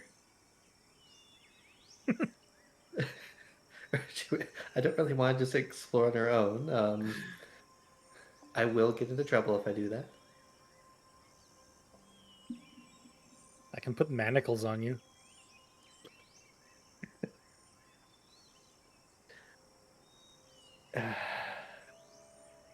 I can still cast magic and manacles, so I could probably wrist pocket them off. Fuck.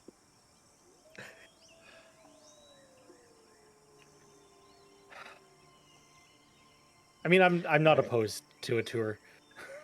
It would be nice to know where we are and get to know this place a little bit. Hundreds Yeah. of floors. Oh, okay. I'll just send a quick sending to Tenaria. Tour, please. Immediately you hear the door open. All right. I was waiting. Well, I didn't want to rush things, so if you... I'll just wave to my dad. Yeah, I can understand. But I shall be keep myself here. Actually, I might go to the study hall. I'll talk to you later.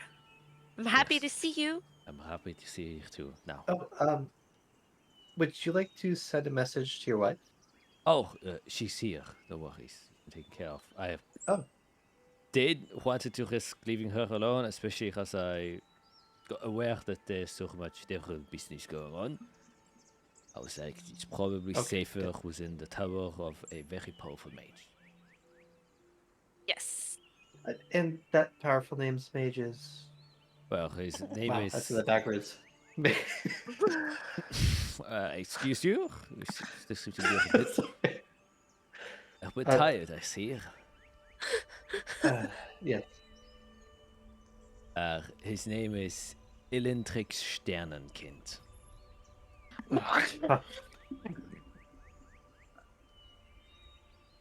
I collapse. I can't do it.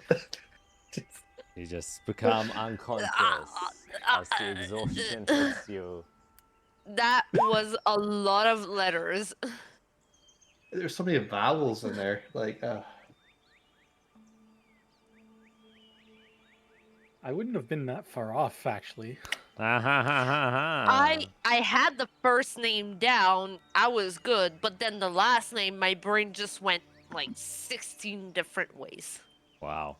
Even though the first one is pure Jewish and the second one are actual German words. burning kind. Yeah, which basically translate to Star Child. Whoa. I did not. My brain did not hear turning tide. It heard another word completely, but there's also someone playing firefighter simulator or whatever crap. And as everyone knows, my phobia is freaking firefighters, so my brain has been Oh. distracted. Oh wow. That's really, Wow. really rude of him. It is. Right. It is. Don't turn around. That's I'm trying to focus here, but I keep hearing sirens in the back. mhm, Wow. mhm. All right. Well. Yeah, Tenaria seems to be just excited and giddy, and takes you out for dinner. No, I'm kidding. Me. Isn't it like 9 in the morning? Yeah, it is. That's why. However, as you Breakfast for dinner, dinner for breakfast. step outside, one thing you do notice, there are like large pane windows that go the length of the hallway up with a similar solar system galaxy, not inscription, but, depiction on them made out of a variety of different colors, mainly like blues, purples, very much in tune to the actual color palette of your ice world, just more bluish than purplish. However, there's no sunlight coming through. Instead, it still seems like quite dark, in fact, and you almost get the sense that it's like night. And as you like enter outside of your bedroom quarters, and you are in this like kind of large hall, you can see that the section of doors that you came out of, where it seems to be like a variety of different chambers depending on where you turn the knob. And there's one large doorway going to the right, and one somewhat smaller but still double set doors going to the left. And then the flight of stairs that lead up the towers is right in front of you. So there's like 4 quarters to where you can go within this tower. To the right, you can see those huge double set of doors that are currently opened. And you can, beyond that, see a vast archive where you can also see a couple of people inside desks and rows of tables. It has a similar... It kind of looks like the library from Star Wars when Obi-Wan Kenobi goes through the archive to try and look for where the Mandalorian thing is. It has that sort of vibe. There are a lot of floaty things. If you don't know what it looks like, Cool. it's like big, tall bookshelves, but with very large stained glass windows. And between each section of bookshelves, there are like long tables. And then there are like floating orbs that create light for people that wish to study or read there to be able to see. Who don't have dark vision, of course. Is this like a broad archive, or is there a specific study? I heard that he studied the planes here. Yes, in fact, the academy specializes in astronomy and the planes and the planets. Because you see, this is one large observatory. We also have a very tuned telescope on the very top, which we use to study the celestial bodies that surround our, planet. The forest used to be quite interesting, which is why this was built here in the first place. And I'll show you a bit of it. And she leads you to the left smaller sets of doors, which leads you outside. And as you step outside, you see, as you look up, the night sky. Even though Fiera and Ivy, you're both pretty damn sure it's supposed to be, the morning day and the sun should be setting right now. As you can very evidently see, it's currently night, though it in fact isn't night. It is done to a particular spell that's been crafted by the headmaster of the academy. However, this is a recent thing, because the forest itself used to have some sort of magic that made it that the entire forest was in a everlasting nightscape. But since the dome has shattered around us, which is also one of the things we were investigating, the spell faded. So it seems to be somehow tied towards the dome and whatever spell was on here. And since the dome has disappeared, the nightscape, well, of the forest disappeared. But in order to continue our research even during the day, Tricks, well, he is coined a Wunderkind, created a new spell that would just create a perpetual nightscape, at least in proximity of this tower, which allows us to still look towards the stars without any light pollution from the sun. Interesting. And a little history fact for all of you, and that is this what used to be the only place on the entire plane, or at least our continent, where you could see the true night sky. Because, you know, it used to, the Everdome created a false sky where the moon was shown. However, this was the only spot that could pierce through the veil, at least with our telescope, and you could see actually the actual meteorite field that is in place of the moon. And so that too has been one of our points of interest of study, that we wanted to figure out what happened, what it was. And it's undiscovered of why this place had that effect? Well, we assuming there was some grand spell casted by the ancient dragonkinds who used to dwell here, though the exact origins are still unknown, and the main caster as well, because it doesn't quite line up. We believe that this territory that is currently occupied by Collis used to belong to the dominator of Earth, Terra. And so we are not sure why the night sky would be within its domain, but we also aren't 100% sure of where the borders cross, because obviously we're still very close to Hemes, which used to be the region that was controlled by the dominator of storms. And that would, in a sense, make more sense why he could have put or placed this magic upon here, since he's also, you know, the one main, I guess, survivor. But like I said, we haven't been able to confirm or find enough evidence to any singular entity that could have done it. There are also theories that perhaps one of the angels during the war created this. Could have also been it. And which is why it pierces the veil which the Dominators created, because the angels had different intentions. It's still a mystery to us. I don't know. Something to think about. Anyways, let's step back inside. Kind of walks back in to the grand hallway. So yes, the archive, if anything of astrology interests you, that is where you most likely going to find it. You probably have more recent and accurate documents about the celestial bodies and the Zephyrus archives. You know, most of the studies here are conducted in real time and stored here, and then later transferred. Yes, and up we go. The long walk. So brace your steps. Okay.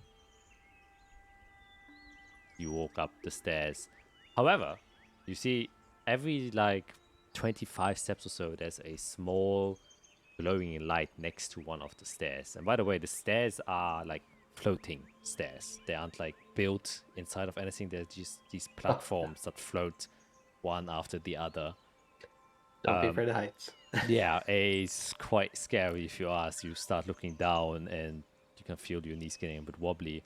However, every time you feel like you're getting a little bit tired, as you pass one of these lights, you just kind of feel like a sensation of second wind catches you, and you feel this like small momentum that catches you, and you go up the stairs with even more stride than you did before.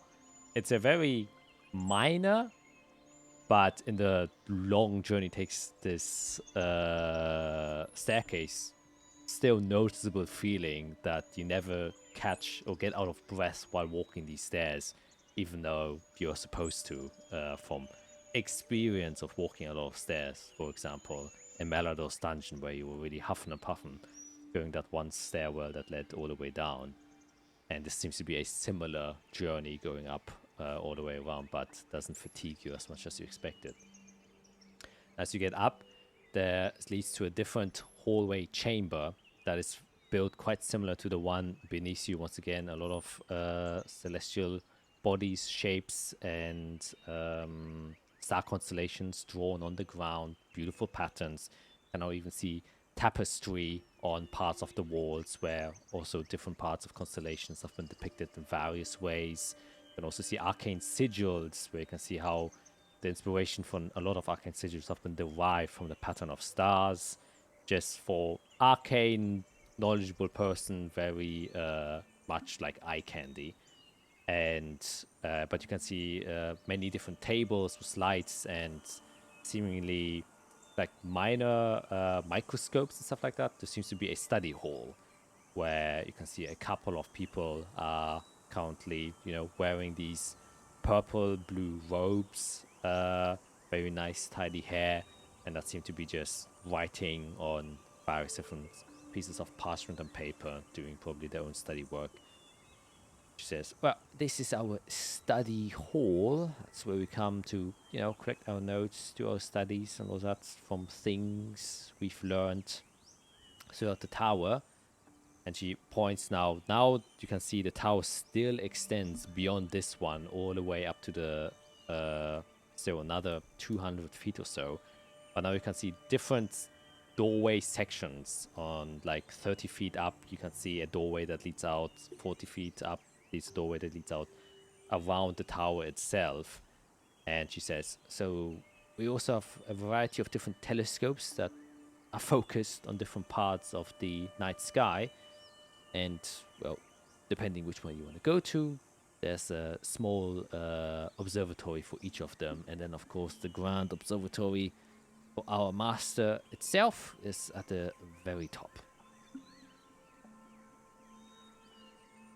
Are they free to use, or do you have to sign in? Well, ask permission? No, usually you can. Once you're here, you are free to use most of it. This is an open learning space. You need not have any permits, for otherwise you wouldn't be here in the first place.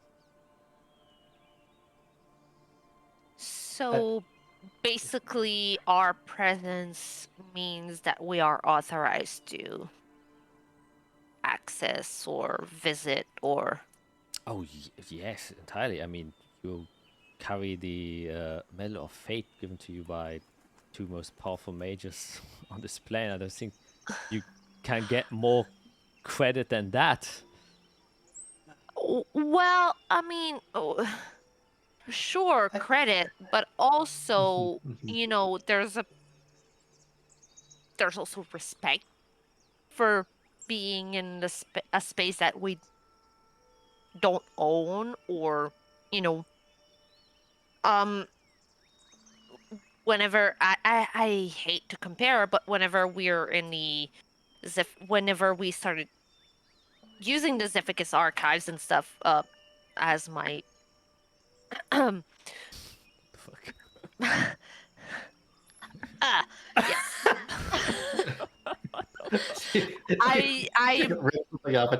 It's like, oh, I broke my drawer, so let's all ignore that. Yes, out of respect for the space we're in, Yes. How about you put that back? I'm just gonna cast mending on the bookshelf she just broke. I'm missing I'm missing two pieces that fasten them into where they're supposed to be, so I keep breaking it. This is not the first time I've broken it. I'm sorry, got distracted there. As do I. Yes. I totally understandable, but you have to realize, well, in intrigues, my master used to be a student of Koveth. So, on that regard, How old is Koveth? I mean, Fucking hold. Very. he's old. He is old, as far as I know. How old is the universe? Yeah. Maybe perhaps not that long, but he was there when the first people came out of the age The of- caves and stuff. Yeah, the caves. No way. Yeah. I can see He- why he does time for me. COVID is very, very old. Yeah, that's what, 800 years ago, something like that. Makes sense. Oh, yeah. But yeah, he was Huh. one of the first to walk. I mean, Zephyrus is like a close second, I would say. So, once again, if you've gained the respect to have been awarded a medal created by these two powerful mages, I think you have earned more than enough respect to at least use the facilities of the Starlight Academy. Obviously, still courtesy to follow regular guidelines, not breaking things, for one. What? Breaking things? We would never. Yeah, never. Never Ever, intended ever. And be careful with spells. Yes. Mending? Mending? That's fine.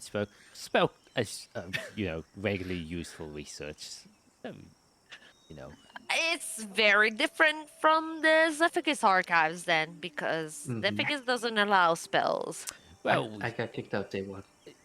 yeah. Yes. But he also has tomes that are really so old. If you just look at them, they will probably break. So that is a larger safety precaution. We don't have a vast collection of knowledge as he has. Most of the things we've collected ourselves, and Right.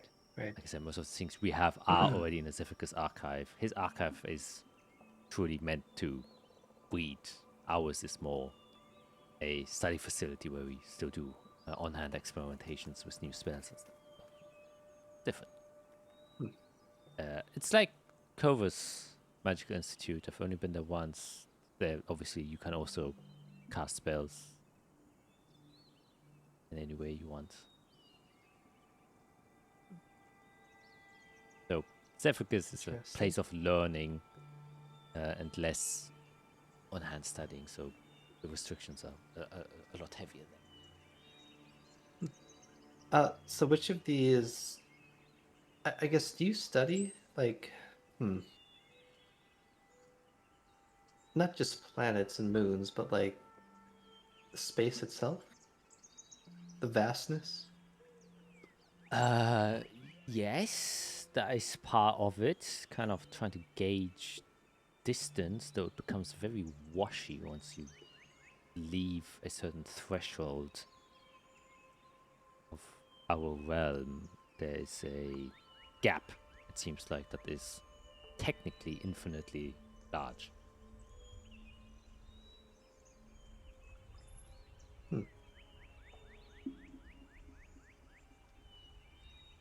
Yeah.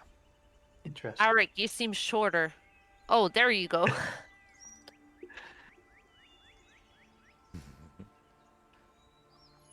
And as you're kind of standing there, you all suddenly feel like a little tingling inside of your body. Like someone is like tickling you, but very slightly. You know when you take like a fuzzy bath, or there's a bath bomb that's kind of like, fuzzes a little bit, or it's a little bit sparkly. It's been a while, but yeah. And then that you get a tingly sensation when the bath bomb touches your skin. Kind of like something, just, or if you put your hand above a cup of fizzy water, you get that sensation over. So it's a little bit funny. It's nothing like obstruse, and then you can see suddenly all around you like this vast landscape of stars and galaxies suddenly just form around you, like a hologram just starts floating around, and you can all That Freddy? feel yourself kind of lift up a bit from the ground as the gravity around you all becomes a little bit lighter. You can feel your hair starts floating up a little bit. If you wear a skirt, it also kind of starts to drift a little bit up. And Tanara is also like, oh, I see the master's coming down now. It's probably here to greet you. As you see from the very top, floating down slowly in the most unserious way you can imagine. Just kind of, he's like leaned back, crossed leg, one book in one hand. You can see a long flowing beard that's just kind of whirling all around him. He looks literally like the wizard from, like Merlin from the animated cartoon series from Disney. That's what he looks like. Yes.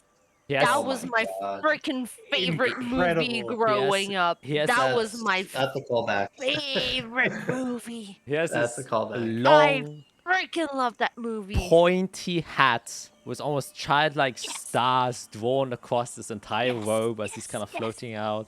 And he's like going through pages as he's slowly descending here. And as he kind of comes towards your height, he kind of spins around and turns towards you, where you see this elderly elf who has managed to grow a beard, which most elves can't do in their entire lifetime. However, he seems to have like this almost like glowing blue purple skin. And the other thing you notice is he has like this almost like bubbly cuffs on the end of his robes that look like literal foam bubbles that he's just holding there. There he is. And from all other high, powerful mages that almost felt intimidating and threatening, you don't get any of this from him. In fact, you're like kind of off-put whether or not he's like a clown putting on an act, as he has like this wide, grinning smile as he looks towards you, and he says, "Ah, well, welcome to my academy. Pit Weavers, I believe is what you're called." Thanks for allowing us a place to stay. Very appreciate it. It is an honor meeting you. An honor, you say? Oh, what? Yes, prestigious. Thank you very much. I am honored to have 3 new individuals to pile through my incredible tower. Please, do as you please. You have earned the honor, as I think some of you might still not believe that my peering ears here so far. Grab Fiera's arm. Hold. Right, later, not now. Well, as one thing, as you are the first time here, I should allow you a very special welcome, I should say. Up! And as he says that, you all start floating as you get pulled up to his kind of pulled up through some sort of magic as you kind of just floats up. And you see these holograms of stars that kind of just surround him, that now also surround you. You can see that they're starting like apparitions of moon that start orbiting your head, and other weird star formations that just kind of follow your bodies as he's kind of following up. And he says, I hope you're curious people. I mean, otherwise you wouldn't be here, right? Let's be real. Have you Curious ever Yeah. heard? We're at least 2 very curious people. All right, very well. Then this should serve you just fine. Have you ever had an out-of-body experience? Yeah. Kind Quite of. often, yes. Yeah. All right, then this shouldn't be too strange for you then. I've been working tirelessly on a new kind of spell. And you are the first ones I'm going to test it on. Isn't this exciting? Amazing. You Yes. explain it. Pa. Which Oh, made so wizards experimenting on people is dangerous now, huh? explanations are not done with words, young one. Explanations are done with deeds. Now, up we go. as he kind of floats up, and you can see the top ceiling then suddenly starts to open up in like this kind of camera lens fashion as you go through the top layer. As you do so, you can see this big globe that covers the top portion that seems to be a roof. There's one slit through this globe where you can see this crazy arcane contraption that you would recognize as a huge telescope kind of pierce through with a long tube lens that kind of goes all the way out several feet outside of the tower peak itself, probably like 60 feet long, as you kind of, you know, float up into the space. And then he kind of all lets you down and he says, "Aha, yes. So, are you ready?" Oh, we're doing it now? Yes. Of course we're doing it now. Let's go. Time is precious, young one. Even in my age. Who knows how long I will still live? Probably another 100 years, but still, I shall not waste a second of those. Let's go. All right, so prepare to Okay. lose your consciousness, feel extremely fatigued, disease, probably multiple senses of vertigo, disassociation, panic attacks, and all that sort of things. Those all just come in with Okay. the spirit. But I start floating down. no. He puts you back up, and then he closes. Okay. There's no escape. Brilliance to be the first to witness this incredible magecraft. Then you can be my credits when I publish this. Alright, that's what it serves for. Will you let me learn it? Perhaps? Or just... Of course! That's what this space is for. It's for learning. To see beyond the realms. You have to understand this is a great time.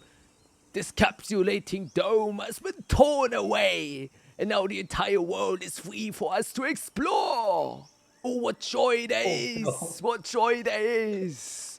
As he starts chanting and then doing several arcane sigils in the air as he's starting to just manically laugh. Joyous it will be, joyous, a little bit dangerous, maybe very dangerous, but don't you worry. You have your lives in my hands. You trust me, do you not? And that's where we're going to end today's session. As you are... I'm gonna prepare firebolt. I'm preparing counterspell. Oh, dang.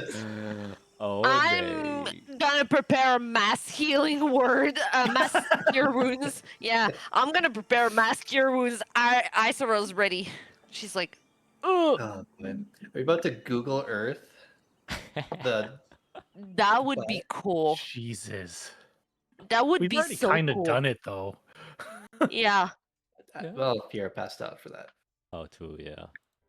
yeah. Fiera didn't see it. Eirik and Isara are the only ones who experienced it. Jeez. Or was it Jaden? No, it was Eirik and Isarel, right? Yeah, Eirik side. Yeah. Yeah. Okay. Yeah. Yeah. Okay. And I did. Yes, I think you two did, and Jane and Fiora kind of got knocked out. Yeah, that's what it's like to be in the presence of a crazy wizard, Fiora. I've never seen that before. What? Who does that? Who just casts spells? Who casts spells on people without explaining beforehand? Actually, credit Yeah, due, he did more explaining than you ever did, so... That's What? A wizard experimenting on his friends? That never happened. No. okay. Yeah. Started off with prickly salamanders and then a demon, and then now you're getting yeeted by all-powerful wizard, and that, my friends, is the pinnacle of D&D. You gotta love DnD. It's just crazy. It is wild. And that's why everyone should play it. Am I endorsed by them? No, I'm not. Yeah. Which is why I'm gonna say, make your own worlds. It's more fun. Don't use whatever is written by those goddamn people. They've been fired anyways. Yeah, don't use Jack's world. No, Don't buy his stuff. Don't buy my stuff. It's too dangerous. Not fun. Unless you have a staff of power, then things become severely less dangerous. In a super powerful wizard. No. Absolutely buy Jack's stuff so he can keep doing these amazing things. Hell Ah, yes. yes. Experience it once, and then you will either want to experience forever or never again. It's only one or the other. I mean, at this point, we've been playing for what? Together for what? 4.5, almost 5 years? I think almost 4 years. Four? Yeah, 4 years? Yeah. Yeah. Just I think it's 2021, winter of 2021. Yes, 2021. Right. Because the first campaign was around a year long, a little bit less, but with all the prep time I did for campaign 2, and campaign 2 is now Yeah. getting its third year, Right. I believe. So, I mean, Great. that tells you how good stuff is. I mean, yeah, if they, First session was 22. Oh my god. yeah, No, it's- crazy, right, man. I looked back It does not feel that long. yesterday on episode 1, and holy shit, man, what the fuck. What a joyous ride we're on. I mean, you guys are level 14, man. I mean, how many people can say that? That's like I know. high level shit. It's crazy. Oh. Yeah, and that fight. Was this supposed to be close? Like, I think, like, because obviously there's like, you can't like study it in terms of action economy perspective. You have the innate upper hand if you can prevent it from doing anything, which is obviously once you do that, then any fight is really easy. Yeah. Yeah. But it's more on the terms if you manage to do that, which you obviously could, and have the capabilities of doing that, which you have. And that's why, because you could see it would have literally could have one-shotted any of you on a good turn, Yeah. which it almost did. It almost did one-shot me. If I didn't remember that I do have temporary. temp hit points, yeah, with my Mhm. wild shape, I was down in one turn. Yeah. So it was a very dangerous thing. Mm. And I guess we all have, well, 2 of us have good wisdom, and then we can give Eirik one of our wisdom. Exactly. And So- I was lucky that all my firebolts hit except for one. Well, that's less like Yes. that's just he didn't have super high AC anyways. He's a big No, but I've had such terrible luck before That's true. with firebolts Yeah. and just attacks in general. So yeah. just being able to repeatedly knock health down. Yeah, especially. I barely hit it. I just kept myself alive. Well, in bear form, you did pretty Once it was held. damage. Yeah, you did pretty It good doesn't because work. you critted all of your hits. So that's Well, Yeah. yeah, there's that. Yeah, There's yeah, that. The fact that I yeah. was close did give me an advantage there, yeah. But for sure. For I- sure. as soon as a second any type of creature would have popped up, would have been entirely different because he could have broken all the things that held you back. So that's just how Yeah. D&D works at higher levels. Mm-hmm. So unless it's a legendary creature that can, quite literally resist whatever you guys throw at it. Oh god, that's true. That would have changed the game. Yeah. Yeah, then I would have just said you should have run away. If it could legendary resist these things, no. Yeah. If it always killed one of you with all of your capabilities, no one at hand, yeah, no. Legendary resistance would have finished the job. Yeah. Oh, well, actually, it would have then turned into a fair fight after the Star Brigade showed up. Oh. Yeah. Star Brigade. That was the first time I used Skywrite in a tactical way. Mhm. Like the last time I did it was pure cockiness, just making the Fate Weaver sign. But this time I did like just use it in a Yeah. The And- most Tactical way. desperate situation. yeah. I was down to 17 hit points when I used that Skywrite. Yeah. And it's Yeah. also the one Yeah. place where it just works. Because they have a Yeah. literal observatory looking at the sky at all times. So yeah. Yeah. My hopes was for either the town or the academy Oh, to probably see too it. far. Yeah, but I didn't know. Isarel didn't Yeah. know. So her goal was like maybe either one or the other would see it, or maybe they have like factions of people out there just patrolling or something. Yeah, that's That was true. her hope because she didn't know. I didn't know, so that was a desperate attempt Yeah. to like be like, "Yo, we need help." And yeah, the D12 you rolled was to see in how many turns they would arrive, and you rolled 2, so that was really lucky too. Hey, So they not came quite bad. early. So you could have waited 12 rounds before they even showed up. So that was that. Yeah. Yeah. So that's that. Hopefully see you guys next week. Cool shit, crazy spells. I'm waiting for a high-level campaign. Trying to make it as fair as possible and not just throw insta-kill stuffs at you.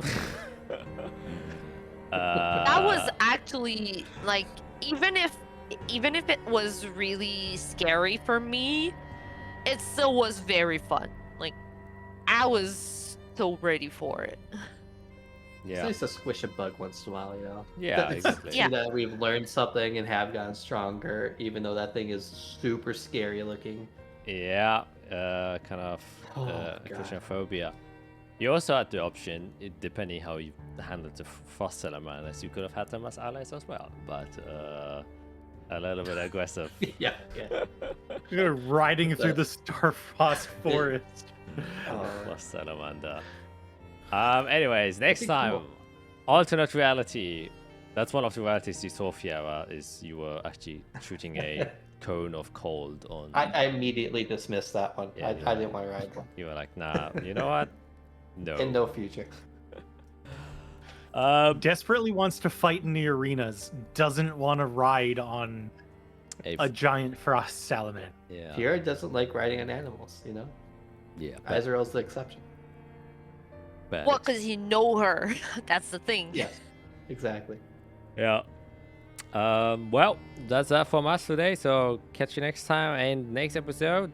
Special horror one shot releasing.